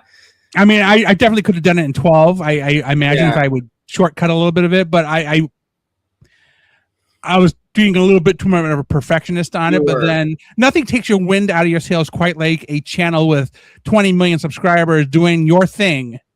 Mm-hmm. See, and I then think you're like, the concept is still workable. I think it just has to get low. Like, yeah, like I still would like it scripted, but just a bit more like mainstream. So like you could just go through it quicker, get, pull these stories, and then whatever the people that are on the channel are going to do it. And then if I made it like a more of like a sillier flair to it, like a Danny Dolphin flair to it. Well, but the goal to me doing it was for the people who have too much going on and just needed the news. Like, because everybody was doing the format of let's go through the forums and just read along with it. And that's I don't have an hour and a half to be sitting here listening to the news. Oh God, no. So I just wanted the bullet points and the hey, when is it coming out? And then that's it. Yeah. So that was the goal. Good. Yeah, I like that. Yes. But. Yeah. So that the format is fairly inflexible because it is straight to the point. That's the goal of it. Mm-hmm. But to do what you're basically doing here, or what Raziel's doing in his, and what the other ones are doing, that's a long form format that is for different audience. Totally, yeah, but I still think there is a place for that style thing, like I said, because it would be fun to do like a weekly, like condensed version where you just hit all the notes, have these people on, they say things, like, kind of that flow you had. And then I said, if you made it, like I could do it in a sillier flair, but I'd have to commit to doing it, which like I'm just not. Right. Well, and again, it still needs to be scripted because you need all the news points. No, to answer the King of Dragons questions real quick, or King of Dragon Knights questions, literally whatever the news thing is usually my favorite. I know you've been waiting for like 10 minutes for an answer. Sorry. I like it. I don't have an all-time favorite. Like Optimus Primal is on the shelf. Well, on the shelf over here. But like, and then so is Transmetal 3 Megatron, Transmetal 2 Megatron. Sorry. They're there because they're on the top of my list. But usually when I have something in hand, that is usually my favorite for the second. Yeah. Yeah. Danny says her favorite is the one that fits in her mouth. Yeah. Rotor Master. Every picture you take, you're trying to eat your Transformer. I am. That's how I get all my trans fats, right? Anyway, back to the news format. The format is set. It's just, do it in your own voice, but definitely have it scripted because you need it to get it done within an 8 to 12 minute mark. No, totally. And I'm not saying like I wouldn't want to steal it. Like I said, that's what I wasn't talking about. But like, steal away. I'm not doing it. Like if everybody wants to do it, just coordinate scheduling. Yeah, I know. But would you want to be on it if it was like not you have to be on it every week? But would you want to be on it periodically if there was a part, or was it too much for you? Or it depends on my schedule. Yeah. Okay. Cool. That's so. A long story short. My mom got hurt at work, and now she's living in a recliner. So, and she's officially retired. So I don't have the open schedule I had in previous years. Yeah. So I'm basically since Thursday, been stuck in this loop of making sure she's okay, taking care of what my little brother needs, making sure everybody's fed, and yeah, I don't mind being asked. If it fits in my schedule, I can do it. If not, and then no harm, no foul. No, I get it. Like you said, I just for me, like when I'm doing the other stuff too online, like it just for the burnouts thing. But like I said, I would want to commit to it. Like you said, do it for how many weeks and just see how the numbers do. And if it just goes to abysmal one view type of number, like I'd want to like check out. Yeah, right? well, if the trend is going downwards, your format isn't working. So the fact that I was doing a format that a larger channel picked up a month after I started, and they succeeded with it, tells me the format isn't bad. No, the format's great. Like I said, even Raz was a little like, I remember he was a little like sad that we weren't doing it too, or whatever. Just not sad, but let down, or you know what I mean? Like he wanted to still do it, but the amount of work, those 12 hours to put that together for that kind of response wasn't enough, right? I guess. Yeah. And I think a lot of it, again, trying to be perfect, I'm sure it can be boiled down a lot less than 16 to 12 hours. But I'm one of those where I need to cite all of the sources, and I know there's a lot of people who don't even bother. Like if you go to Linus Tech Tips and see their version of the games one, there is no sources to be seen. They just like generic. Here's the staff. Here's the equipment you use. Blah blah blah. There's like none of that journalistic stuff. But again, if you went and were somebody who they reported on and you went to sue them, you'd lose because they have money. Yeah. Yeah. So I get who's going to stop them from not being journalistic? And they can say, we're not journalists. So because we have a problem on YouTube where people who are journalists and people who aren't journalists, the line is so fine you can't tell. Yeah. You ever heard of a guy named CoffeeZilla? No. Okay, so CoffeeZilla is an investigative reporter who has a YouTube channel. Okay. He takes his findings and posts them on YouTube. He has journalist insurance. He is a legit journalist. He has contacts in media and in the government. When he investigates something or if he witnesses a crime, he reports it. He is a legit journalist. Linus Sebastian at Linus Tech Tips, he is not a journalist. He's an entertainment reporter at best. Yes, okay. He's a reviewer. We're reviewers. Although I at certain points am a journalist because I went to journalism school. Yeah. I actually wrote for newspapers, magazines, and had a TV show for a little while. Okay, yeah. So I can turn on the journalist hat, and when I do journalism, you'll see videos I've done. I cite sources. Mm-hmm. I let you know where the information is coming from. Yeah, because the one thing I never want to be is sued because somebody thinks I made something up. No, yeah, of course, yeah. I know the difference between libel and slander. Slander is spoken, libel is written. So I know all these journalistic things. Mm-hmm. So the problem with me in particular is, again, perfectionism because of journalism. So I CYA cover your ass. So again, I think I put too much effort into something that doesn't need so much effort. Yes, I would. Yeah, but it's CYA. I want to cover my ass. That makes sense. Yeah, right. I get it. Yeah, it does. Because, I mean, I was in film school, like, and same thing. Like, they taught you all the copyright, music, like everything. And same. Because we did news journalist stuff too. And, you don't want to be sued. And, it's like, I don't know. I have a master's degree. When I went to school, it was for journalism and business. I went to school at a point where literally after I graduated, did they get the actual journalist degree. So I have an arts degree with a journalism kicker, but I don't have a journalism degree because it wasn't available at the time. Okay. And after I got my bachelor's, I was like, hey, what would it take for me to get that journalism degree? I already have all the classes. And like, well, you would need to take one more new class. Yeah. But it would cost this much. And then like, you're not eligible for grants or scholarships. It have to come out of your pocket. I'm like, do I really need that degree that much? Right. Yeah.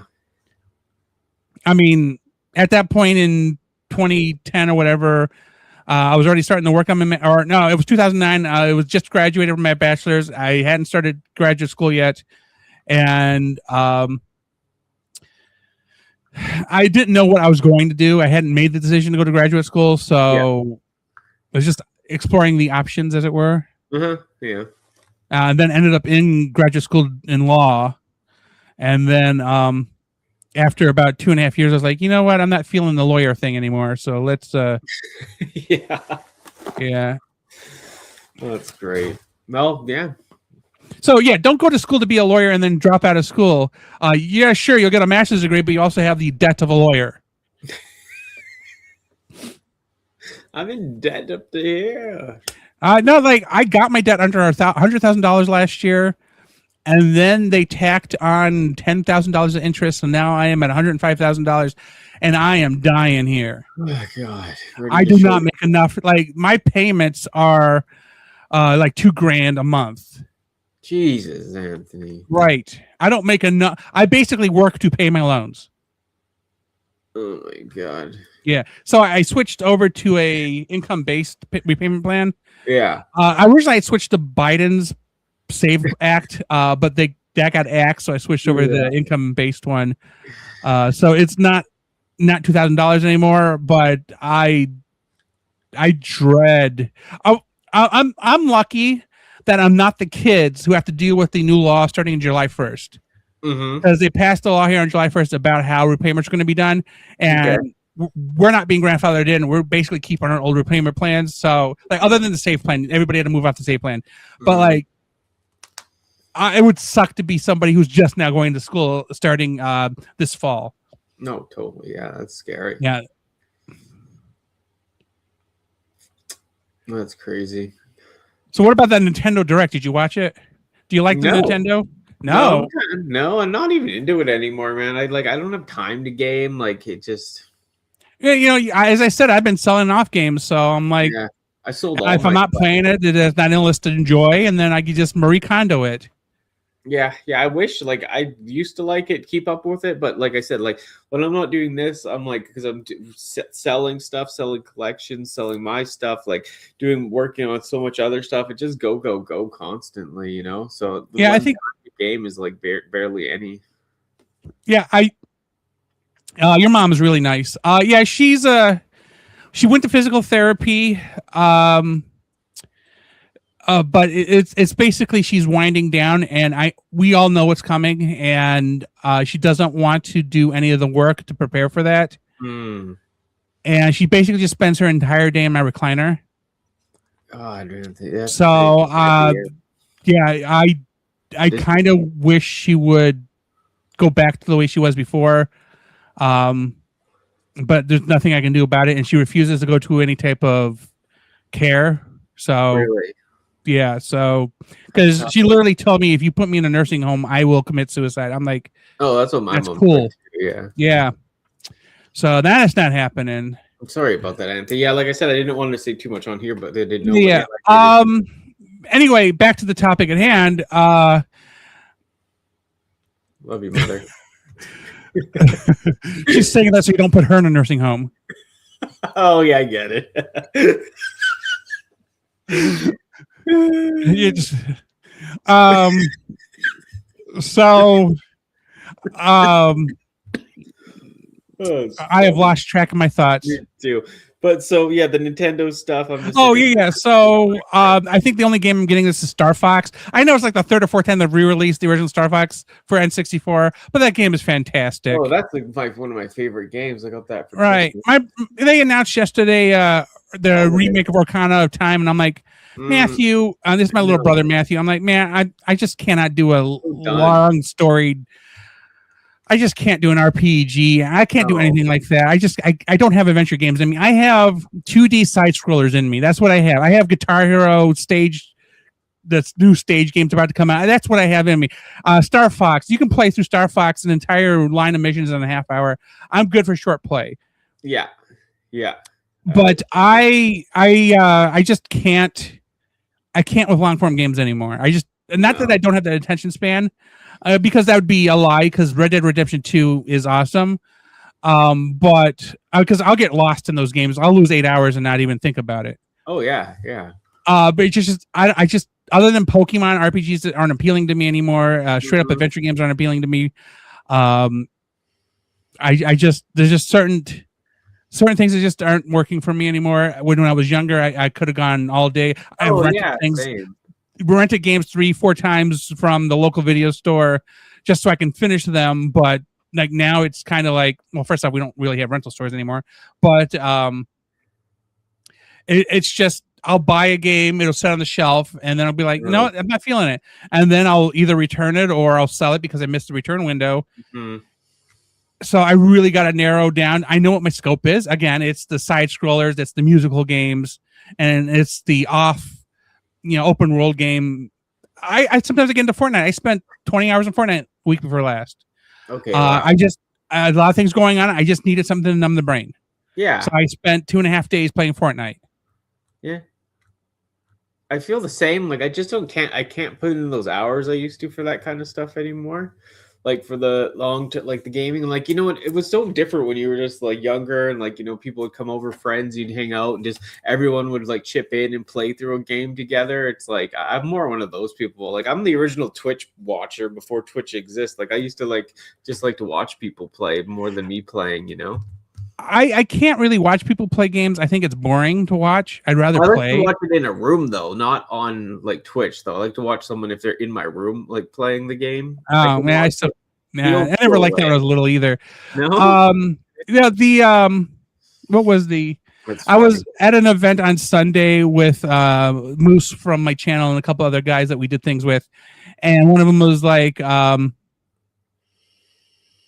oh, and I blanked that fast. I know Jason said it, I just can't remember what. But we were talking about. Wow, boy, I had that thought in my head and it totally just left. Basically, I can't. I don't have it in me to do it. I can't. I remember what it was. I can't live stream and talk about what I'm playing while I'm playing it. I need to focus on what I'm doing. Yeah. So basically, if you want to watch my head do almost nothing as I'm looking at a screen and not talk. Hey, I could put my head in the picture, but like I just rather just show the screen as it is without me interjecting, without a text overlay, and just let it go. You know? Okay. Yeah, I get it. I used to be really good. Like I streamed on Twitch for years at the beginning before I did even more of the YouTube stuff. I always did YouTube, but I was doing really well on Twitch, but I ran into like a lot of like that was the early days. We're talking like almost 10 years ago, 8 years ago now. And it's like there was so much more hate from my kind then, you know what I mean? Just like now it's just overrun. So it's like it's not near as bad, but it gets to you, man. This live streaming can get to you, especially on platforms like that. Yeah, I'm not a watcher. I really would prefer to play the game. I can't do commentary while I'm playing. it just isn't going to happen. Like when I'll play PlayStation and somebody will send a message, I'll voice the response real quick. But that as far as the thing is this way, whatever. Tell me whatever. I'm like, okay, cool, thanks. And then back to what I was doing. Sometimes I'll be so into the game that I will miss all the chats. Yeah. I was playing Assassin's Creed Shadows like a couple months ago.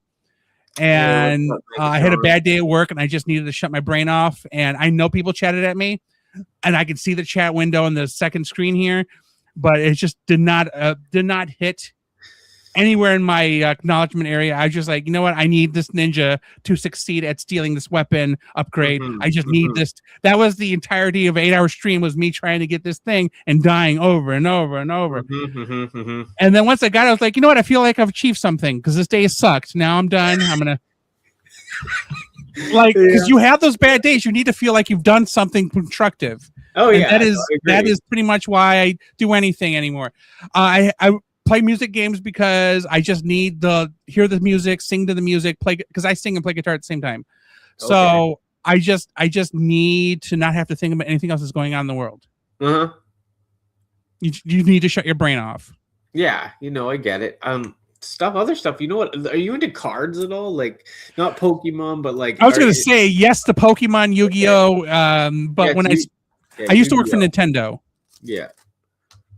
But during the pandemic, well, first off, when Nintendo hired me, they gave me a deadline of February of 2020 to stop doing any card related stuff.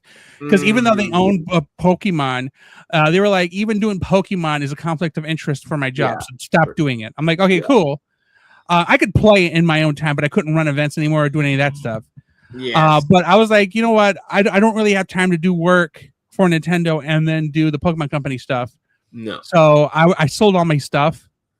I've bought like 4 decks since then, but like I sold all my Pokemon stuff and then Yu-Gi-Oh stuff. I bought some special sets because nostalgia. You want those cards you had back when you were young, Of course. And they re-release them periodically. But I don't do any card gaming at all now. Okay. I have the small tiny collection. Like I have the Transformers card game Moose and I bought boxes of the series 1 through 5 as they come out, and then we would make sure we each had at least copies of each card. So other than collecting and playing, building some decks and stuff, as I said, I have all my Transformer stuff, but I still Pokemon, Yu-Gi-Oh, most of my Magic. So I'm not doing anything. I'm not into. I didn't even bother. I know One Piece exists. I know that the Disney game exists. Yeah. I'm not going to start a new game. I just can't. The girl who I played Pokemon competitively online with, she passed away from COVID. For the last 4 years, every single time I think I'm going to play a game, I look at the cards and go, I can't. Yes. There is something. I was just obviously a mental block. I just can't. Yeah, I know. I get it, but yeah, that's a lot. Yeah. Yeah. So. Bobley 4843. My favorite of those games was the NWO WCW NWO Revenge game, like that one, the one before it. Like those were my favorite N64 games. I love the two. Which one was it? The one with like the Stone Cold on the cover. You know what I mean? Oh, I don't remember. But then I remember in 2000s, the PlayStation 3 had Legends of WrestleMania and Raw SmackDown. And if you had both save files on the card, you would get all the rosters. Okay, so you had like 150 different wrestlers, classic wrestlers and new wrestlers. And I still regret selling those games off years ago because those were the best wrestling games. Those N64 and totally. And I remember we used to do the thing like we'd make our own characters, all the customization shit. Okay, so WrestleMania, so whenever I buy the current WWF, whatever WWE games, if they do a WrestleMania edition, that's the one I get. So they do them like every 4 years or so. Yes. Because I want Hulk Hogan, I want Randy Macho Man, I want Roddy Piper, I want those classic wrestlers in the game. I will play primarily with them, but I need that classic story mode too. I need to be able to play through WrestleMania 0 through 25, you know, or 1 through 25, I should say.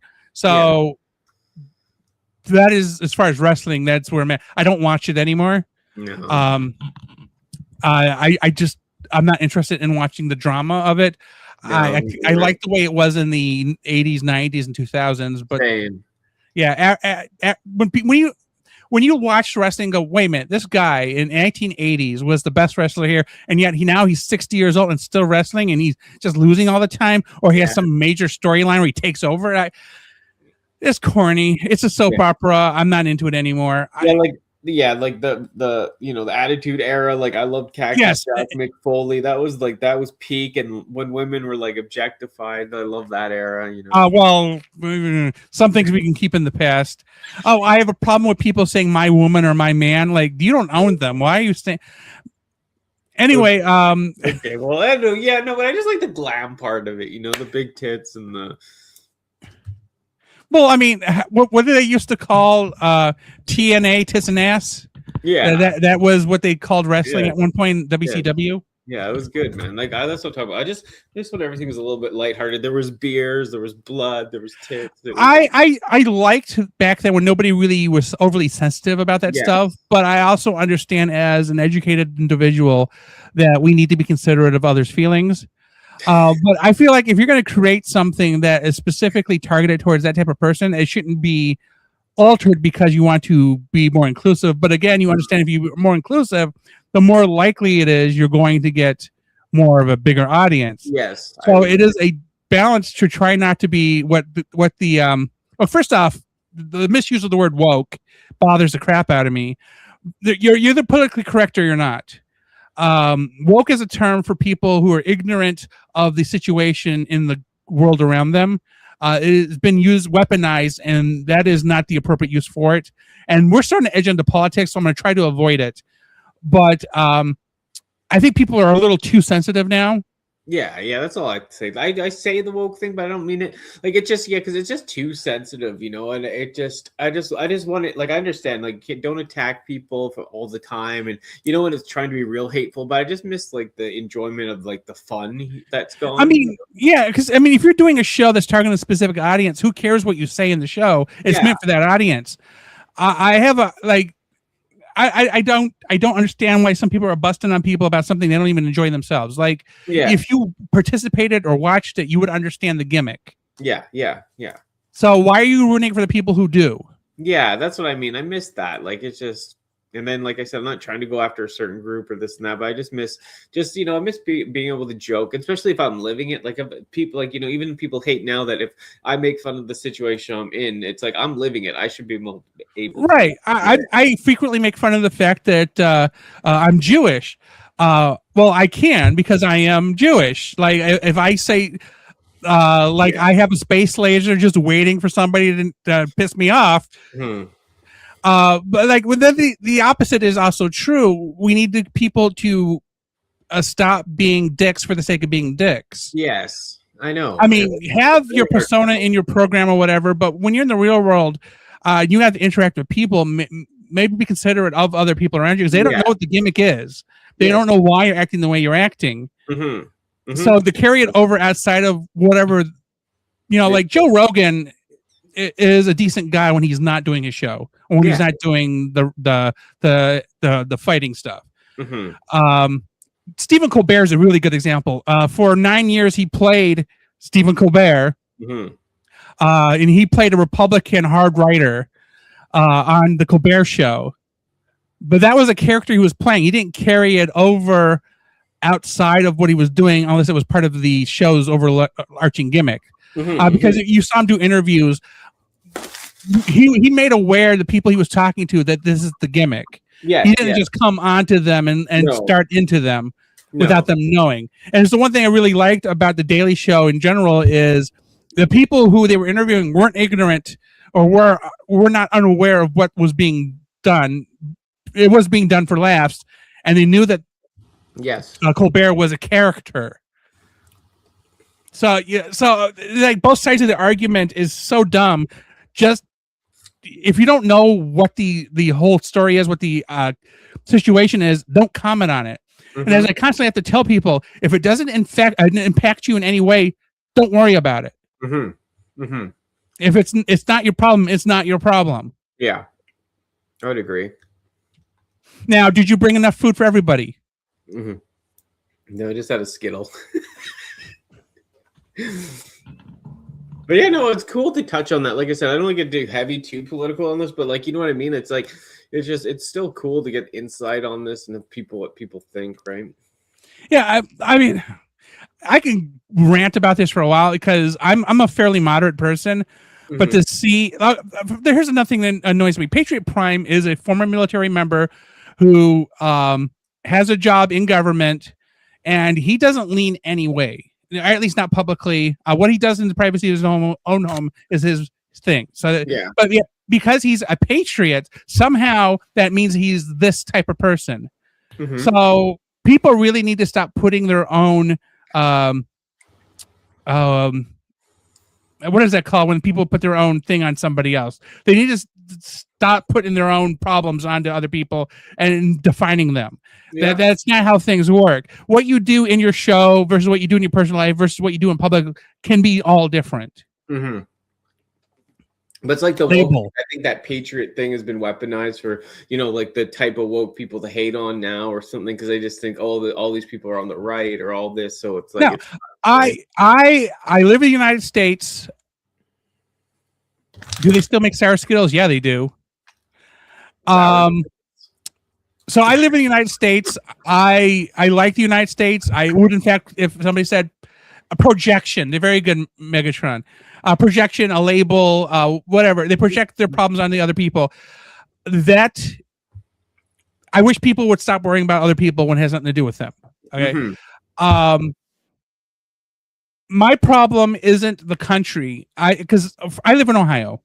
Our governor's been pretty decent. I don't like the fact that he endorsed Trump's candidate for governor, but he's been fairly moderate for a Republican governor. And he's done a lot of good things. Now, that's not saying that Trump hasn't done some good things either. But rhetoric is a problem. It creates situations where somebody tries to assassinate somebody else. I don't know if we know this. A few weeks ago, another guy tried to take out Trump. If you stop the rhetoric, and then we won't have these people thinking that they're somehow some hero going out and trying to solve a problem. We need to stop making. Yeah, we need to stop projecting. That is a really good word, Megatron. That is a fantastic word. Mm-hmm. I think a lot of our problems would be solved like if we were just capable of having the conversation. And keep in mind, a conversation based in reality, not I had enough votes, it was a landslide, they stole the election. That obviously is not true. I mean, it's been proven. Our elections are fantastically safe. Rarely does anybody slip in an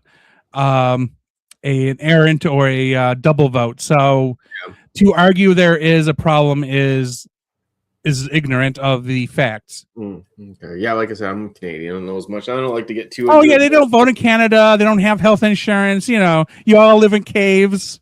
I've had to tell that. And she's not sharing any of these Skittles with me at all. Like, she just needs to hand it to me through the screen here. And I'll give you one, Anthony. Open your mouth. Ew, it sounded bad. But yeah, no, this was great, man. Like I said, it's so nice. Like I was saying, like it was good to like hang out with you again because you know we used to see you all the time, especially during that COVID era. There was something going on every other week. Well, yeah, everybody was dying around me, so I had nothing better to do. As you put that skill in your mouth, it only contains smallpox. Well, thanks, baby. But yeah, you know, it's great. Probably ended up here, but like I said, now that you've been on once, I'd love to get you on with some other people that have been on. Like if you want to be on with TFA, we can get JJ, we could get the new guy I'm doing stuff, Brett, Ultra Megatronus, if he has time, or anyone. I'm up for an orgy. I mean, whatever you call this thing, a panel.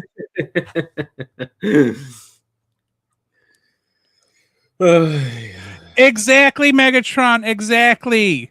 Like making a mountain out of a molehill. Come on, like. So I'm picking the little brother up from work today. Oh no, I'm in Ohio. She's in Victoria. So Canada. Somebody in California, or no, sorry, in Texas, put up a billboard saying, God, I can't remember it. It was something basically saying, vote Republican, ignore the fact that they're pedos. And I'm like, I don't know if this is a meme or a real billboard, but if that is true, holy crap.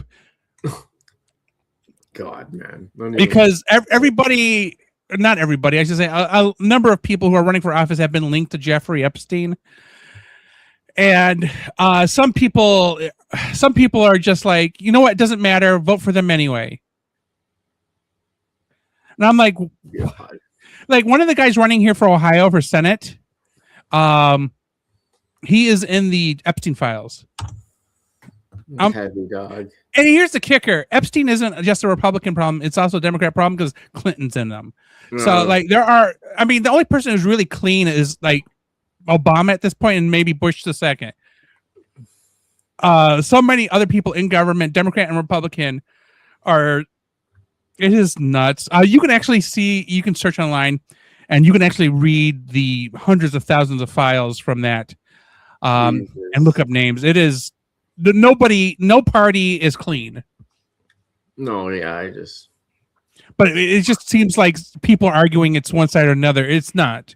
No, I believe that. Yeah, Epstein did not care your affiliation, your religion, your race, as long as you were paying him. Oh God. 100% Megatron. It is such a gross abuse. Again, it makes me happy that at least DeWine here in Ohio kept his nose out of that crap. But if one of the guys who is running gets the position, I have a feel like things are just going to get horrible here in Ohio. Like, yeah, once you get the money, then you get the power, baby. But yeah, I mean, crazy. Anyhow, yeah, like. I think we'll end it there, but like, what? Where can do you want to? This is the longest 90 minutes ever. No, this was fun. It's just yeah. I don't get too. We took that tangent in the last half hour. Like, maybe we should have switched to Danny at night. Yeah, no, like I said, if you ever want to be on that one too, that's the Danny downtime or not downtime. Yeah, downtime with Danny. Downtime with downtime Triple D. And Triple D. Downtime with Danny Dolphin. Yeah. Where Guy Fieri comes on and we talk about Flavortown. Love to have you on there. And then and you know what the D stands for? That's more of a hangout. So we can just talk about anything stream. So I'd love to have you on there too. We'll plan that out next. How about? Again, it's a matter of it needs to be later in the day. Okay. 9 o'clock works pretty well for me. I'm fairly sure that TFA is going to be awake for that. JJ usually gets up around 7 in the morning his time, so it's like 7 o'clock at nighttime our time. So if that's the crew you have, that they're all fine. You just have to give me some super advanced notice so I can clear the calendar. All right. Sounds good. But yeah, thank you for being here, and thank you for everyone in chat. It was more people showed up, and it's awesome. I mean, everyone was cool. It was nice to see everyone. And yeah, do you have any what delight? Do you have any outro where people can find you? So same stuff as the intro. Anthony from HNE Toys.